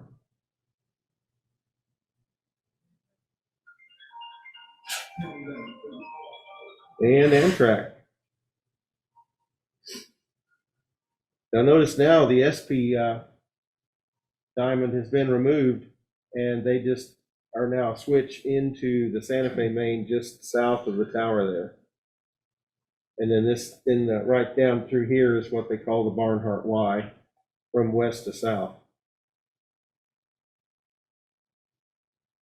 It got so complicated that the crews were complaining, especially if they were subject to a disciplinary action of having thrown the wrong switch or started down the wrong way. So they had these in all four directions for a while up there. Created by the Tower 55 Signal Committee. So that's easier to understand. Yeah. Yeah. Just wanted to clarify. I suppose it was better than nothing if management was about to hang you for, What year was that, Ken? This picture was taken about 1992, early 90s. The Gauntlet track was the old SP Cotton Belt main line coming down from Hodge. I've got some diagrams that'll show it a little better than this one coming up. Southbound BNSF from the southwest quadrant, and here you can start to see the grade or the survey markers for adding a third north-south main line back into the mix. Fort Worth and Western going around the north to east leg of the Y to then cross over and go down to the brewery and the bakery and everything down the old IGN. This is one of the pose shots we did for UP. The Texoma region wanted exemplary pictures showing the Missouri Pacific, the Katy, and the SP units in this area, and we posed the Katy unit with bluebonnets in Ennis, and the Missouri Pacific Heritage unit we decided to pose with Tower 55 because that was the most recognizable NP landmark that was left. So we just set this up one afternoon. Here's what I mean about close proximity of the tracks. And it's even closer now. Southbound train coming down the Choctaw Main. And then one track over the DPUs on a northbound empty coal train.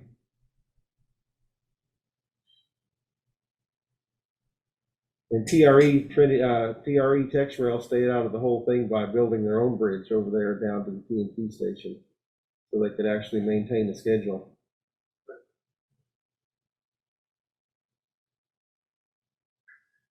Now in roughly 2010, they started talking about wanting to do an improvement project to Tower 55, not so much east-west, but north-south, because BNSF was quite constricted because they had to keep trains at Saginaw or at Birds and then come up single track to the tower to cross and then have to get to either one of those places as the next place to meet a train. So what they wanted to do for $100 million was come in and add a third north-south main back into the mix. And one track would be dedicated to BNSF. One would be shared between BNSF and UP north-south trains, and the third one would just be for UP only. And they would also construct 10,000 feet of double track north and south of Tower 55 to help get BNSF trains through there in a more expeditious manner. Of course, with all that money spent, if there's one train going east-west, you still weren't getting through there. Here we've got a eastbound UP pounding the diamonds past the tower. And here we've got a southbound BNSF held up on their single track. Once again, you can see the survey stakes in there for the project. You think, well, now that UP train's gone east, will the BNSF get to go south? Nope. Let's run another eastbound. Well, who's got priority? You can tell UP controls it. Where's that controlled out of now, Ken? It's mainly controlled out of Spring and Omaha. Primarily Spring, but Omaha can do it too. And I think they're gradually moving towards the primary control being in Omaha. We've got a westbound. And then to add insult to injury, let's take a BNSF train down the UP on the Choctaw to the Midlothian sub to go to Waxahachie. Can he go yet? No. Let's run an eastbound local through there. Oh, let's run another westbound. So 2 hours later, finally gets his green to come through. And that was mainly because UP wanted to run a north-south empty coal train over there on the Choctaw, but they finally let the BNSF go. And of course, the unintended bystander victim was Amtrak, who had to wait on all that to follow that southbound BNSF. So here's how it broke down. This shows the funding here. I'm not sure how well you can see, but NCT COG is North Central Texas Council of Governments, $2.5 million, City of Fort Worth, $1 million, TxDOT, $1 million, Tiger II grant, $34 million, and BNSF and UP equally kicking in a total of $55.2 million to the project. The day of the big signing event of this pact, this is from the top of the Cattlemen's Club up there in Fort Worth, looking down across the old Santa Fe Freight House, dispatch offices, and depot. And there's the document. Now, Mike said he'd give $1 to whomever could identify all the people in this picture. $1? The blonde in the red dress is Kay Bailey Hutchinson. Mm-hmm. John Cornyn. Yep. Betsy Price. Yep. I don't know who the other one is. Mike Moncrief with the Yeah, purple tie. Mike Moncrief, yeah. Pete Granger. Yep. Yeah. Glenn Willie. Judge Whitley, the other guy, the guys on each side of Whitley, one of them's a Fed, and I can't remember who the other one was, and both guys sitting at the table, I think, are Feds.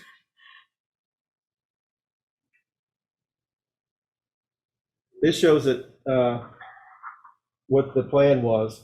In the end, BNSF would have one dedicated north-south track on the west side for themselves. The middle track would be a shared UP BNSF track that if you're down at Central Station and look straight across, you'll see the old the line going down towards the hill to Peach Yard, but you'll see a track going off across the field that goes over to the UP. That's this one here. And then they share this track, and then down here, if you're BNSF, you get off on BNSF Lane 2 and go all the way down to Hemp Hill. This is actually 2 miles of double track down to Hemp Hill. BNSF and the city of Fort Worth could not come to agreement as far as when they got to Hemp Hill. City of Fort Worth wanted BNSF to pay for an overpass there, and they said no. So that's why the double track ends at Hemp Hill, crosses the street, and then bird siding starts immediately on the other side. And then here in the foreground, we've got the UP Choctaw Main North Yard siding, and you'll see the one labeled Gauntlet Track. That's the old SP that used to come all the way across.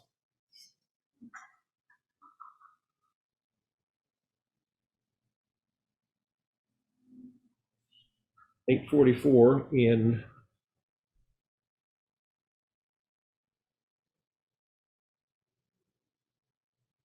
2012, the year that construction started on all this. A unique view of the tower over Ed Dickens' shoulder.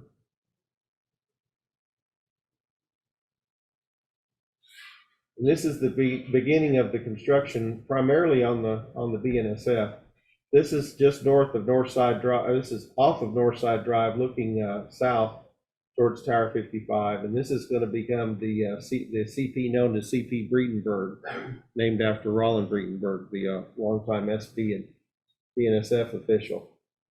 And now BNSF's involved in extending the double track all the way up to Alliance Yard.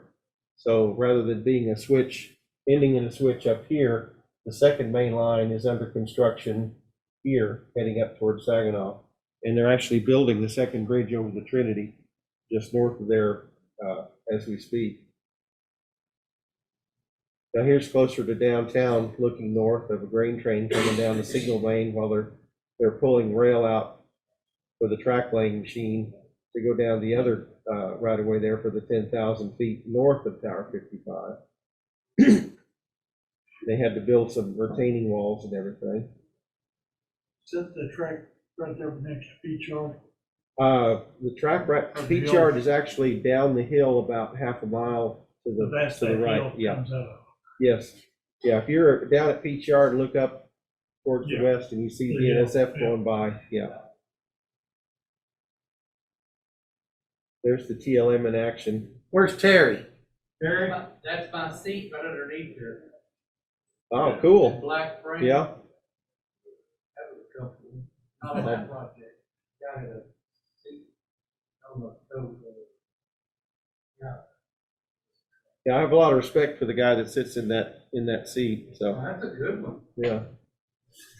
Yeah, you got shade. Keep the lunchbox right close to you. Mhm. You can tell what he's worried about. Creature Yeah. comforts, man.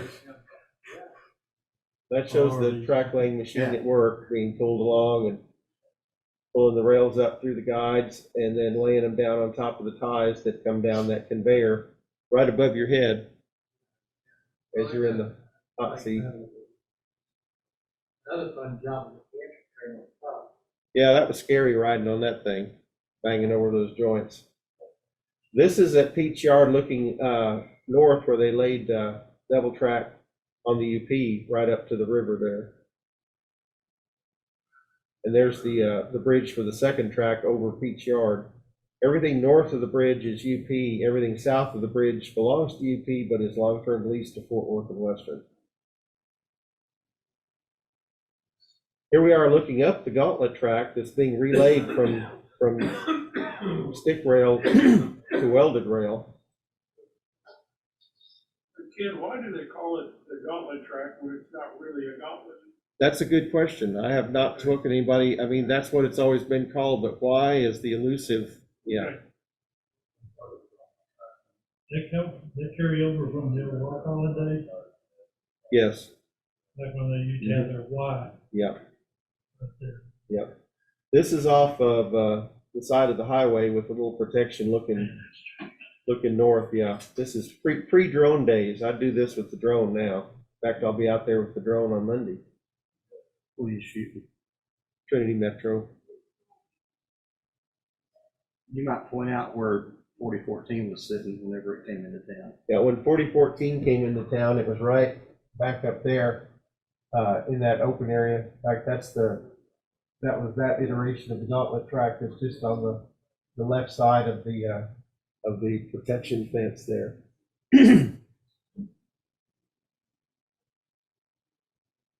Here's an example of complicated construction at work.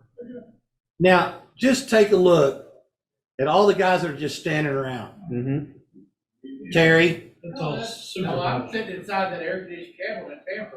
There you go. Yeah. Yeah. Here's a hot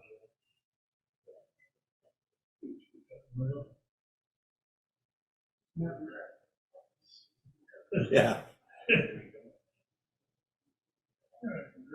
There's something to model. That's how you move a 100-foot long turnout. Hey, when they laid all the diamonds in this past year, they had, I think, 5 cranes on it. Yeah. All working simultaneously, lifting that whole thing up and then moving into place and then setting it down. It was a ballet.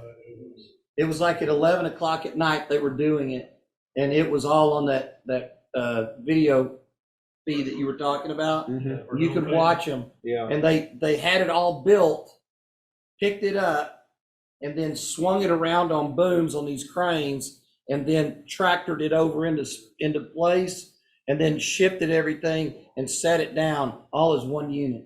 It was amazing.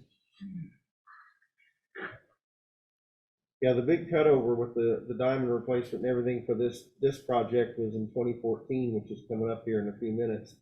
They replaced the diamond again last year in 2021, but with PSR, I mean, I was the official photographer back in 2014, but now with PSR, I still have contracts with BNSF, and I'd work for Trinity Metro, and I do work for UP, but UP wasn't interested in paying me or even having me there.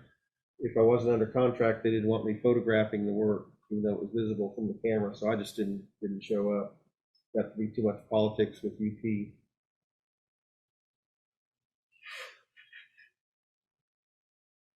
Got to fit. One of those in HO scale. Putting that to true. Yeah. Hammer it into place.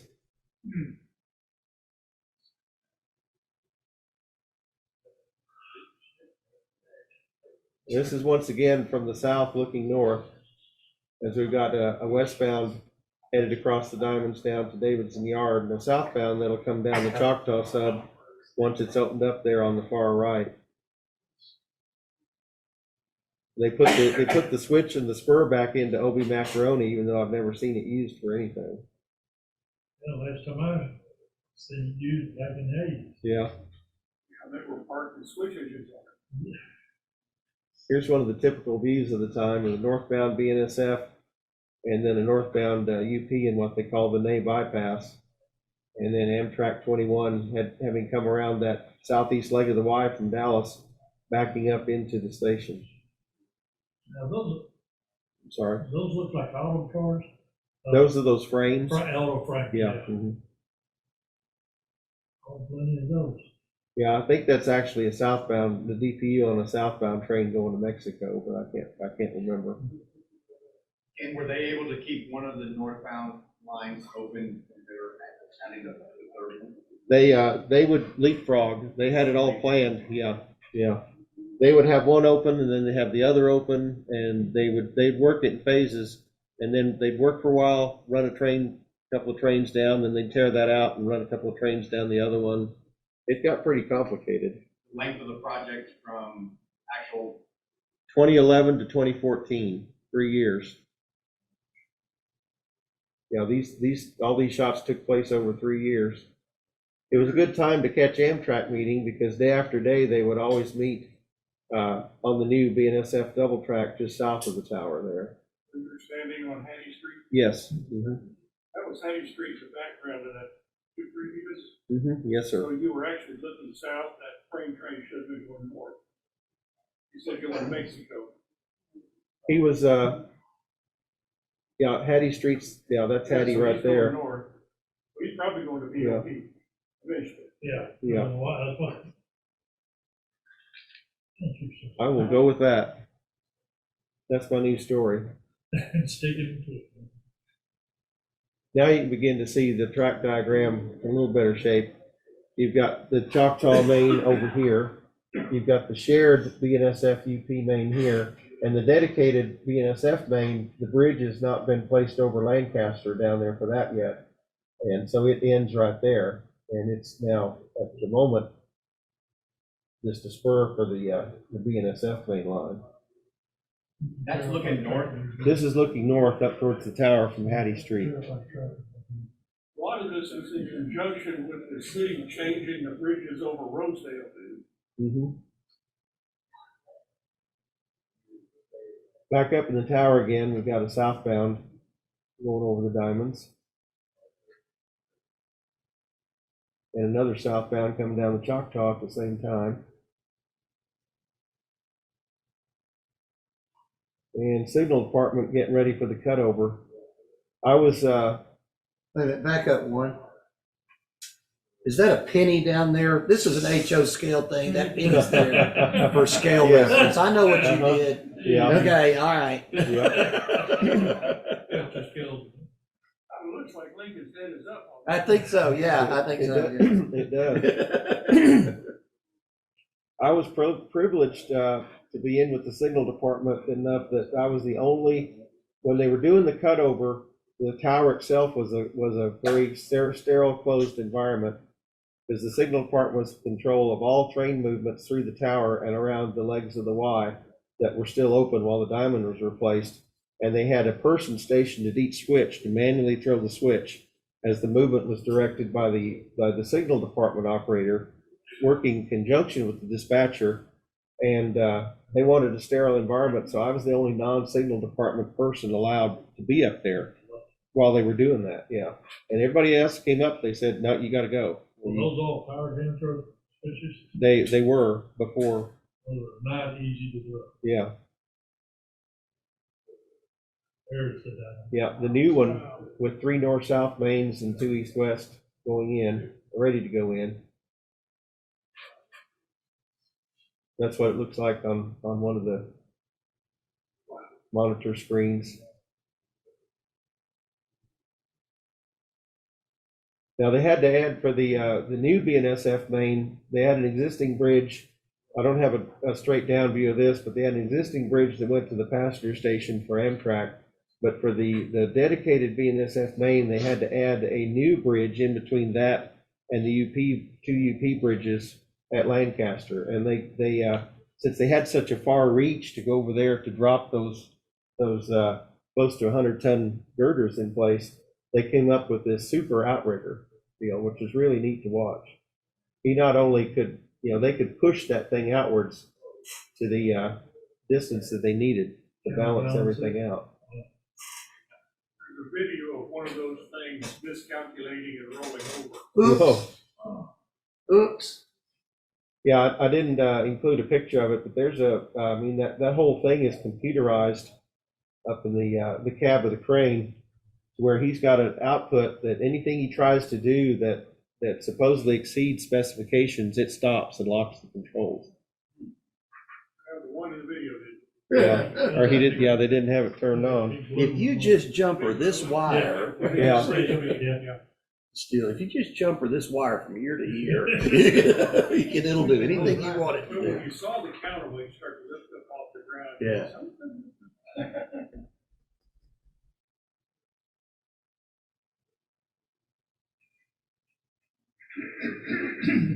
where some of these individual pieces of the project went on for many hours into the night. Obviously, they shut down Lancaster when they dropped these into place above. There's the general foreman, hard at work.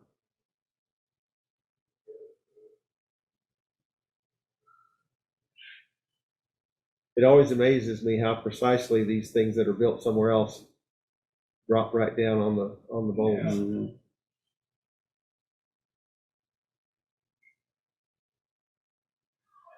Although sometimes not without a little hammering. Manual persuasion. Yeah. Yeah, lighting fence.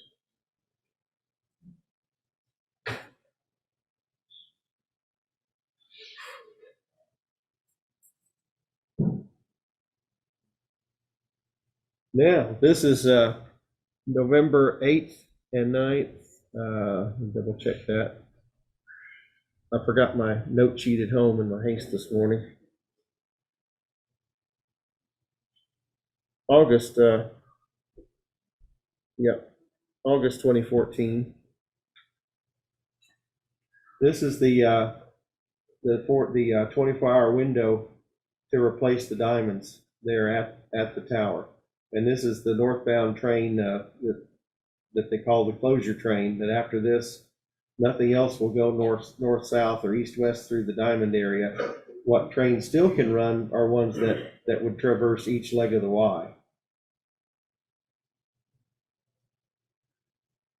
So now it's time to start tearing out the old diamond. Now I've been in various meetings where they'd heard all kinds of stories about what was underneath that diamond, because it had not been replaced in 30 years. I mean, there's supposed to be junk cars that they threw in there to stabilize it. I had a couple of bucks on there. We'd find Jimmy Hoffa under there. Did they? In the end, we didn't find anything but gravel. You know, it was kind of disappointing. It was like Geraldo Rivera's gangster vault, you know, when it opened up. It was, Jimmy Hoffa deal? yeah, it was empty. But everybody was really scared about the timing of the project, because all this is very closely controlled, you know, Gantt charts and everything as to how much time each phase is going to take. And you're on a bridge conference call in the tower with somebody in Omaha who's over everything but didn't bother to show up. And why are you 10 minutes late? You know, you got to come up with a plausible. That's a good day to be the photographer and not be actually involved in any of the management of this. But first they start cutting out all around the old diamond.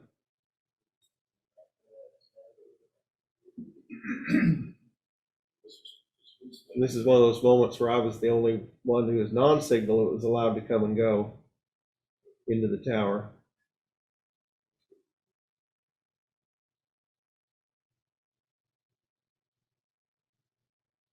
They didn't save any of it, quote unquote. They just cut it and ripped it out in pieces and hauled it off later for scrap.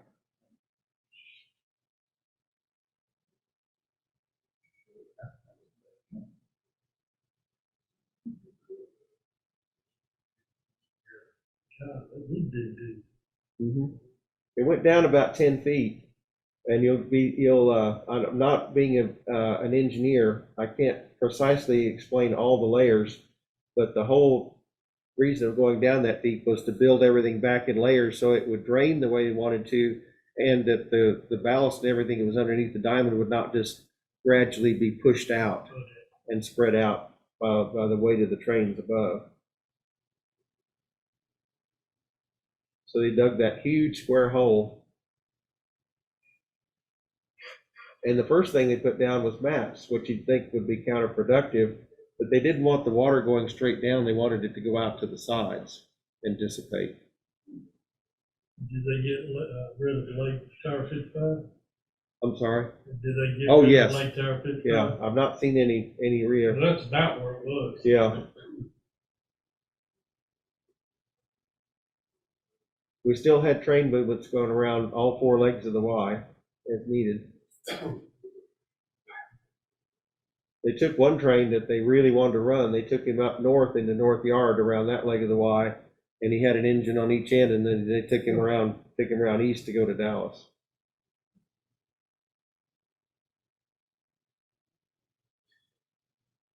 That's one of my favorite pictures, looking up at the signal activity inside the tower. That's the busiest it had been up there in many years.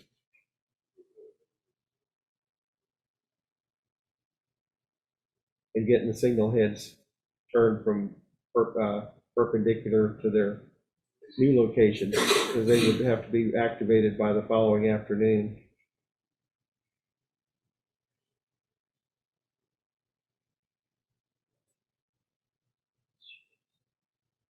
The cat dance.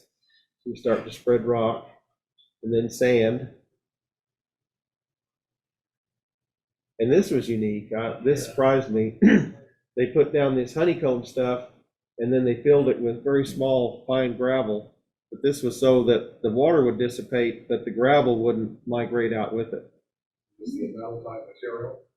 It was plastic. Corrugated glass, it's like they did it Saginaw. Yeah, they did the same thing. Yeah. East Texas too. Grand Sling, they did the same thing there. We're getting ready for the pick now. We've got one coming from the south going west to Davidson Yard. Do the final spreading measurements, laser line, everything. And then it's time, that's the, time to do the lift.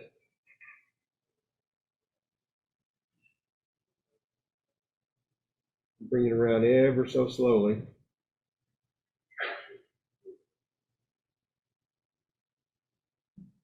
So if they put that in 2014, why did they come back and put another one in 20? They had already worn it out, where they welded on it every bit they could weld, and they just wanted to, they needed to start out. Yeah. Quick. Mhm. Yeah, in 6 or 7 years, they'll do it again. This scene is in your book. Yes. Keep forgetting to bring that for an autograph. No problem. What Steele's referring to is that I was being paid by both UP and BNSF to photograph this. I was double dipping. Not the worst place you can do that. Yeah.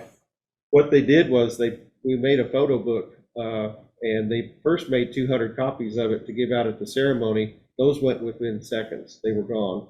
So they came back and did 1,200 more copies of the book that were given out to all the people that did get one, but they ranged all the way from Washington to Austin to everywhere, because the thought was that books last better in people's desks than if you give them a pen or something. And it was true. Everybody wanted a photo book, and I see them all over the place when I go places. And they'll have it on their shelf or have it on their desk, or if I go up to Omaha, it's on people's desks. I'll point to that. Look at what we did for Tower 55. So I was just glad to do my little part to document it well and properly and everything, as others do. So Ken, the question comes to mind. We here locally realize the importance of Tower 55. What about on a national basis? How do people think about this, or is it strictly a regional importance to us? Well, I'd say it's more, that's a difficult question to quantify, because if you think in terms of the east-west traffic through there on the UP, you've got traffic coming from the East Coast, and it's a major crossroads. It's a major crossroads. You have the laser. Maybe you can look at it from the perspective of, about the Alameda corridor. No. Okay, there you go. Yeah. That's Southern California, and it's a major thoroughfare from the downtown area of Los Angeles to the Port of Long Beach in Los Angeles. Somewhat akin to this, but on a much larger scale. Yeah. I mean, but everybody knows about Tehachapi too. I mean, so. Well, that's because it's so generational. I understand. And that was my question about this as well. Mm-hmm. So. Yeah. Is the Alameda corridor the one that's built in a trench and is full of trash? No. No, that's a different, see me about that. It's a long story. That has been going on for years. That is nothing new. So what you see on TV is It's become handy, but I'll out the gentleman who's speaking. This is Steve Priest, who I was surprised to see here this morning, but in terms of his great model railroad photography, he is one of the grand masters. I'm just sitting here kind of performing and, playing, doing imitations of Frank Sinatra or Frank Sinatra. Oh, okay. Is one way to put it, or Steinheimer, or Ansel Very Adams. generous, thank you. I don't have to be generous. He is way better. He's one of my heroes. So. Well, thanks for being here. Thank you. This was a pucker moment right here. Is it gonna, did we measure everything right? Is it dropping into place just perfectly or close enough?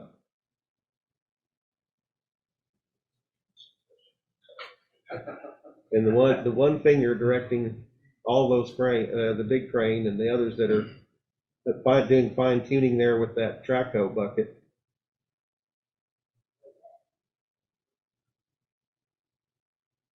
And another, no, not yet. This is just another. I went back up in the tower, and I like that shot of the northbounder coming into that little pool of light there as he goes around the Barnhart Y to Davidson. Now we're up to the next morning. It actually fits, so it's time to. In this case, they did primarily arc welding. Low, like 20 volts, but like 30,000 amps.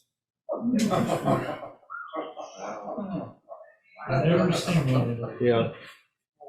Stand on the rail. Only once. This is when it was time to finally take a nap, is when the ballast work, once you've photographed a little bit of that, it gets boring after a while. Is that you, Terry? Back and You forth, on back that, and forth. That's regular. Yeah. Oh, okay. No, I wasn't on that even, I was on the end of it. And this is looking straight down out of the tower window at one of the switch tenders that was working. He had his map there, and they'd get him on the radio and tell him, run over and throw this switch, and he'd jump up and follow suit. More ballast work. This was Terry right off to the right there in the corner, wasn't it? In the tamper. That's a tamper, yeah.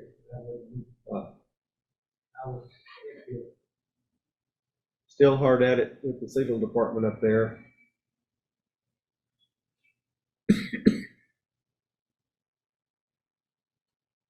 That thing's a sling rock. Now, that evening of the next day, we've got our first train, an eastbound. They brought the first one through at walking speed. And then everybody goes out to start looking at everything. And signal department doing their thing. Radio back and forth to that guy with the laptop in the tower. Give me a green here, give me a red there.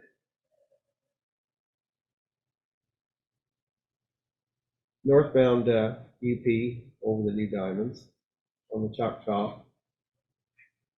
And our first BNSF train in northbound over their dedicated main. That's the new railroad. Yep. And this is at Central Station looking east. This is where you see, just to the left side here, this is the switch where you would go. If you went right, you get into Peach Yard, but if you stay straight, you tie into the double track over here on BNSF that goes up to Breedenburg. The next afternoon, we've got two westbounds vying to get through. The guy on the right is going to go first, because we only have one track open through the tower right now. That was east end of the East Yard. Yeah. When in doubt, if you don't want it around, vacuum it up. Just don't stick an arm in that. So there's a prototypical representation of vacuuming up extra ballast. Yeah, you gotta get rid of that big valve, with that little off valve there. And you gotta make sure the glue's dry. Yeah. They didn't use wood with cement. That's right. All the way. back to Hattie Street, looking north, you can see better now the track configuration in place from Choctaw Main to Main, the other Main, down to Peach Yard, the May bypass, BNSF Main 2, and then that one that where the northbound BNSF was on earlier, BNSF Main 1 at the top there. Ken, you said Peach, you actually meant May. Just now? Yeah. Oh, yeah, I'm sorry, Nay is behind me. Peach is actually out of sight, Yeah. going the other way. Thank you. Northbound on the shared track.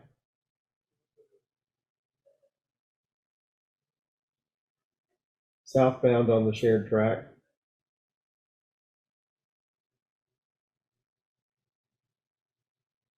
Eastbound on one of the two still unchanged UP mains. Crossing over. And then the westbound finally got to come.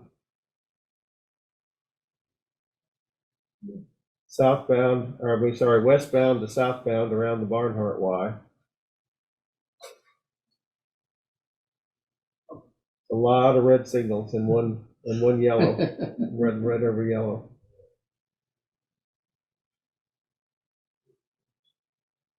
And this is over at the east side of everything, looking towards Central Station there in the background. And this is the southbound BNSF about to come around the new connection over to the UP to go south, and he's on BNSF Main 2.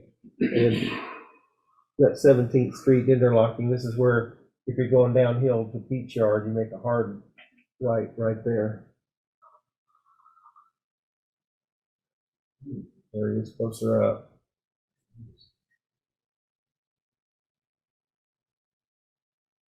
Another bridge shot that I do with the drone now.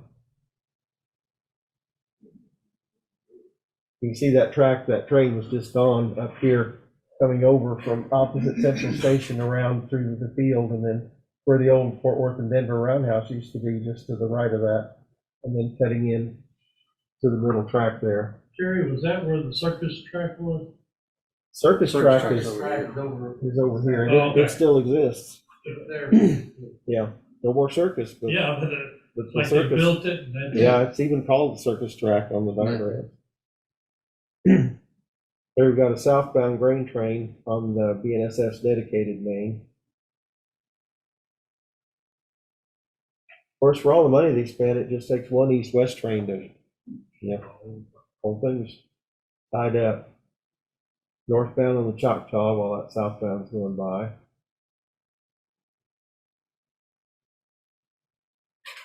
Here we've got both participants crossing the tower.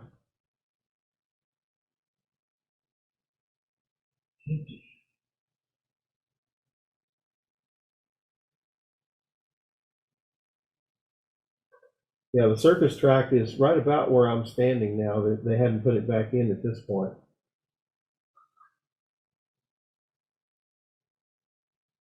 Now this is one of the later model boards after that first one that's up in the museum in Hugo. This one is stored in the tower, and it's marked for preservation. That's one of the things that I directly participated in, was pointing that out to everybody and then making arrangements such that it's not going to be held by any private individual who could say, well, I'm not giving it back to you. I've made arrangements where the UP Police Department has agreed to take it when it's the right time, remove it from the tower, and it'll be stored at their facility in Arlington or here. Well, this is a possibility. It's not been decided where that's going to go. The question right now was that's not where it's going to go, is not on the table, but how do we preserve it that it's not going to disappear or go into some private hands, which we don't want. And I said, well, I've got an idea, and I called up the chief special agent and said, have you got a corner of your room we can use? And he said, yeah, I'll do it for that. So Miller's a good guy. Yeah. We would love to have it. Yeah. Yeah, would you give it back? Yeah, Just here for everybody to view. Yeah. To the wall. With the double track there now, it's a lot easier for the Heartland Flyer to get out. And this is him just having left the station, and he can go as far north as Breedenburg before he has to meet something.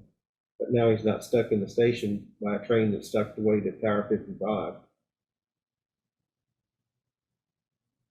Here's that junction from a little better view looking south towards Tower 55, and you see the track diving down towards Peach Yard downhill, and then the BNSF Main 2 connection there swinging back in. And of course, they can cross over here between one and the other. So you're standing on about 9th Street? Yes, right above 9th Street.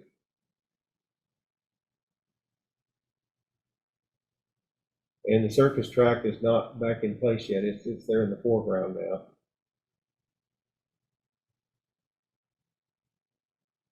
A northbound coming around that connector from the UP into BNSF Main 2. Just as a southbound loaded coal comes down Main 1. This is Amtrak's connection there. And that bridge, we had shots of them swinging the beams into places right over there to the left. This was fun. Those of y'all familiar with the neighborhoods north of Tower 55, the old BNSF had 2 underpasses that were so narrow and short you couldn't get a fire truck underneath there. They had to go around to get into that neighborhood and hope that UP didn't have the other track blocked. So part of that was to create 2 new underpasses. Cold Springs Road? Yeah, this is actually north of Cold Springs. And I'm lost on the names of these 2 streets too. You said Cold Springs and I totally lost the street. Yeah. Is this the one that used to have the abutments made of stone that were caulked, so the road had to make a little zag? That was Cold Springs, That's Cold which Springs, is, yeah. This is the one north of Cold Springs. But we said, we called them up and said, hey, you got a fire truck that's not busy? Sure, well, come on over. So this was a joint city of Fort Worth BNSF thing. But the states did. Oh, yeah. Big time. Here's Cold Springs now, looking east. Well, that looks totally different. Yeah. Nothing like it. Lot more clearance now. And UP officers train. I think it was an engineering special going from westbound out of Dallas to northbound up to Choctaw.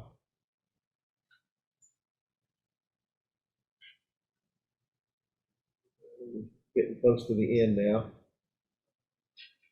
And on November 7th in 2014 was the big event for the ribbon cutting. This is one of the few times they actually listened to when they said, where can we put the pavilion so the sun's going to be right during the ceremony? And I said, well, in the southwest quadrant, aimed this way. And they actually listened to me for once, yeah. Power of suggestion. Yeah, once in a while. And the day of, they shut down the tower for about 4 or 5 hours, which tells you how much politically the ceremony meant to everybody. Fresh, clean engines, put them back in here, we're gonna get some pictures. Yeah. It started with a big event, and the slides should look familiar. Yes. In the conference room in Central Station.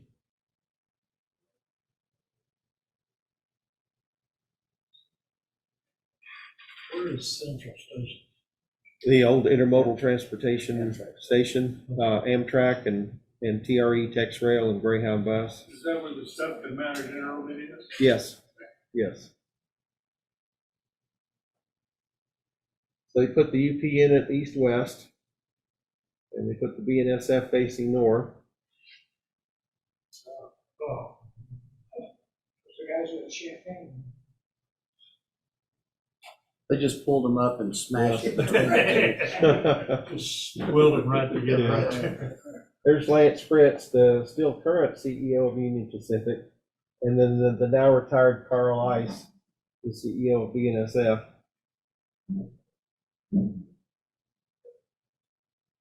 And here come the VIPs that they had bussed out there from Central Station.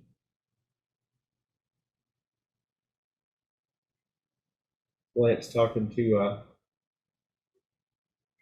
Kay Granger, yeah. Everyone's wearing their jackets, is that snow on the ground? No, it's just shadow versus light. Lance talking. Lance surrendering the podium to Carl Ice.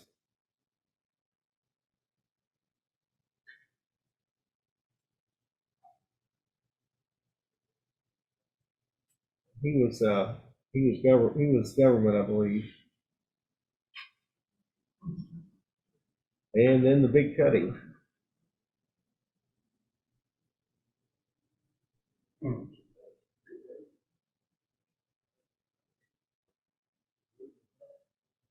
You thought laying a new diamond in. $100 million. Yeah. Yeah. Yeah, some of it was government monies. Yeah. There's Carl with his locomotive. Lance with his.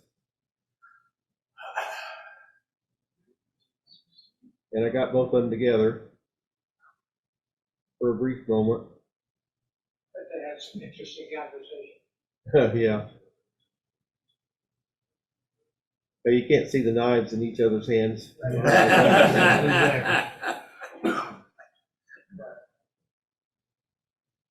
Plenty of media.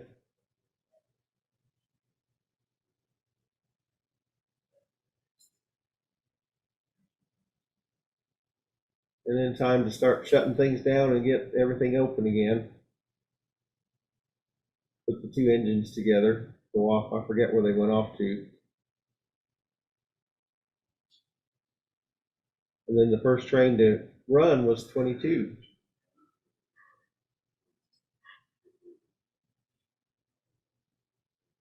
And things opened up, and we had a southbound BNSF next, followed by the two engines going back north. Westbound UP, eastbound UP. That's what is a hard stop for UP, is the proximity of the tower to both main lines now. If they derail, if they vary a little bit, they're gonna hit the tower. Yeah. Is the speed limit through there about 5? It's 40. Oh, they speeded it up. Mhm. It used to be 30, but for us. Maybe it is 30. I think it was. But it still gets spooky when you're going over that time. Let's stick with 30. Yeah, let's stick with 30. That's a good number. Sounds Here, good. yeah. Here we have two southbound BNSFs.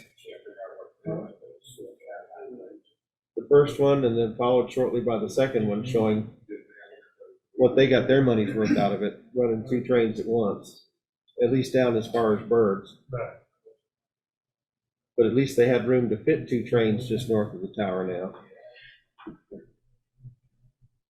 And the last little bit, this is April 25th of this year, when we had the meeting finally, after the cat's out of the bag, and a lot of all these negative comments coming in about SOB's going to tear down Tower 55, and they're really not trying to tear it down. Engineering would just bring a dozer in and destroy it if it'd been up to them.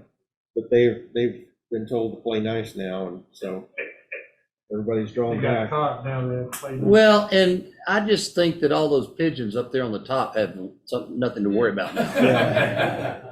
Well, to me, like I said, go ahead and suck it away from that corner and bring it out to about where we're standing. We'd still have a pretty good view from up there, and you wouldn't be within. I mean, look at Rochelle with the railroad park. But like you said, Since government money's gonna be involved, and this is not necessarily. Well, this is an you meant OSHA city level government. Yeah. regulated, Yeah. you're gonna have an elevator Yeah. to handicap people up there. So you could put, Mhm. like, in Kansas City, Mhm. you've been across the bridge from the Kansas City Yeah. Union Station over, there's an elevator there. Yeah. So you put the elevator on outside of the Y, Mm-hmm. and then the bridge over to there, and you have it all solved. Yeah. Don't have to go over that south Y. Write a check, dude. Whoops, back up. I can write the check, but I can't put any numbers on it. And zeros. We've got representatives from Union Pacific, City, There's Fort Richard. Worth, and I see Richard there. yeah, and David Mock up there. Yeah, next to Richard. Yep. David, I'm helping David measure everything in great detail. And while we're, Counters of bricks, spacing. yeah, we are meeting up in the tower. Ken, what do you think is the most likely outcome? I think what'll probably happen is that it'll get dismantled and parts of it saved. I'd like to see it moved, but I'm not sure if the city of Fort Worth or now this historic Fort Worth group, they have a lot of resources. They have a lot of rich backers. I mean, if somebody got involved, one of their people, they might have enough money and horsepower for the city to kick in some money and move it away, what I think in the middle of the compound. But that's just, once again, that's just guesswork at this point. Nobody's throwing their cards. Who has the authority? Is it UP has the authority to make the ultimate final decision? I think it's actually the FRA, according to Historic Fort Worth. The FRA needs to buy off on its being torn down. Yeah, UP's right up there, but I think they're bound by what the FRA wants to do legally and politically. The guys who are the corporate communications guys here don't want to piss off Fort Worth, so they're going to cooperate with whatever Fort Worth wants to do to a reasonable degree before they say, no, we're not doing that. Ken, if you had that setting at another site, Mhm. it would be interesting. But quite honestly, not having it right Yeah. there at that diamond, it loses all the flavor. Yeah, you're right. That it, boss? There's just one or two more, I think. Yeah, aerial. I'll go through the last couple quick here. Now actually flying the drone. Standing with the UP police standing next to me with the handcuffs. Where are you in that picture? I'm down at the bottom, just out of sight. I think I'm in one of these coming up. All the ones of us who were left, we flew at the end there, or I flew at the end. I didn't have a spotter, so I was trying not to get down too low. Since I didn't have a good view of the tracks, I didn't want to get picked off by a train going by, so I was keeping kind of high. We're going to go back and do some more drone shots from a little lower angle. When I started doing Tower 55, those three tracks were closer together. Here's the neat one. The tower. The interesting, the north-south tracks are pretty straight, but you can see the east-west ones are at an angle. Yeah. They kind of curve past the tower. And like I said, if it was up to me, I'd move it to about here and then make this a grassy park all the way around and either have an overpass or have a walkway with an elevator without or underneath there to get people into that area.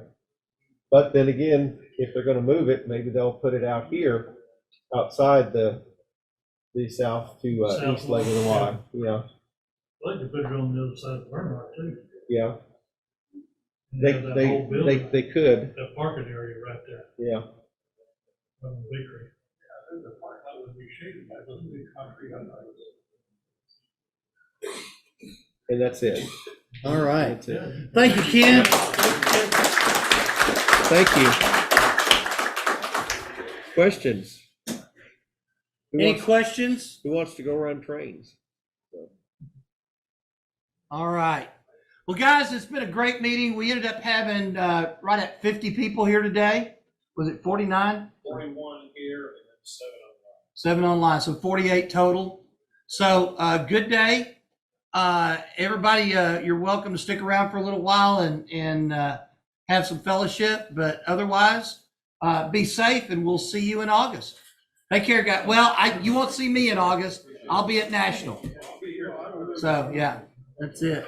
But have a great time. We'll see you. Be safe for the month.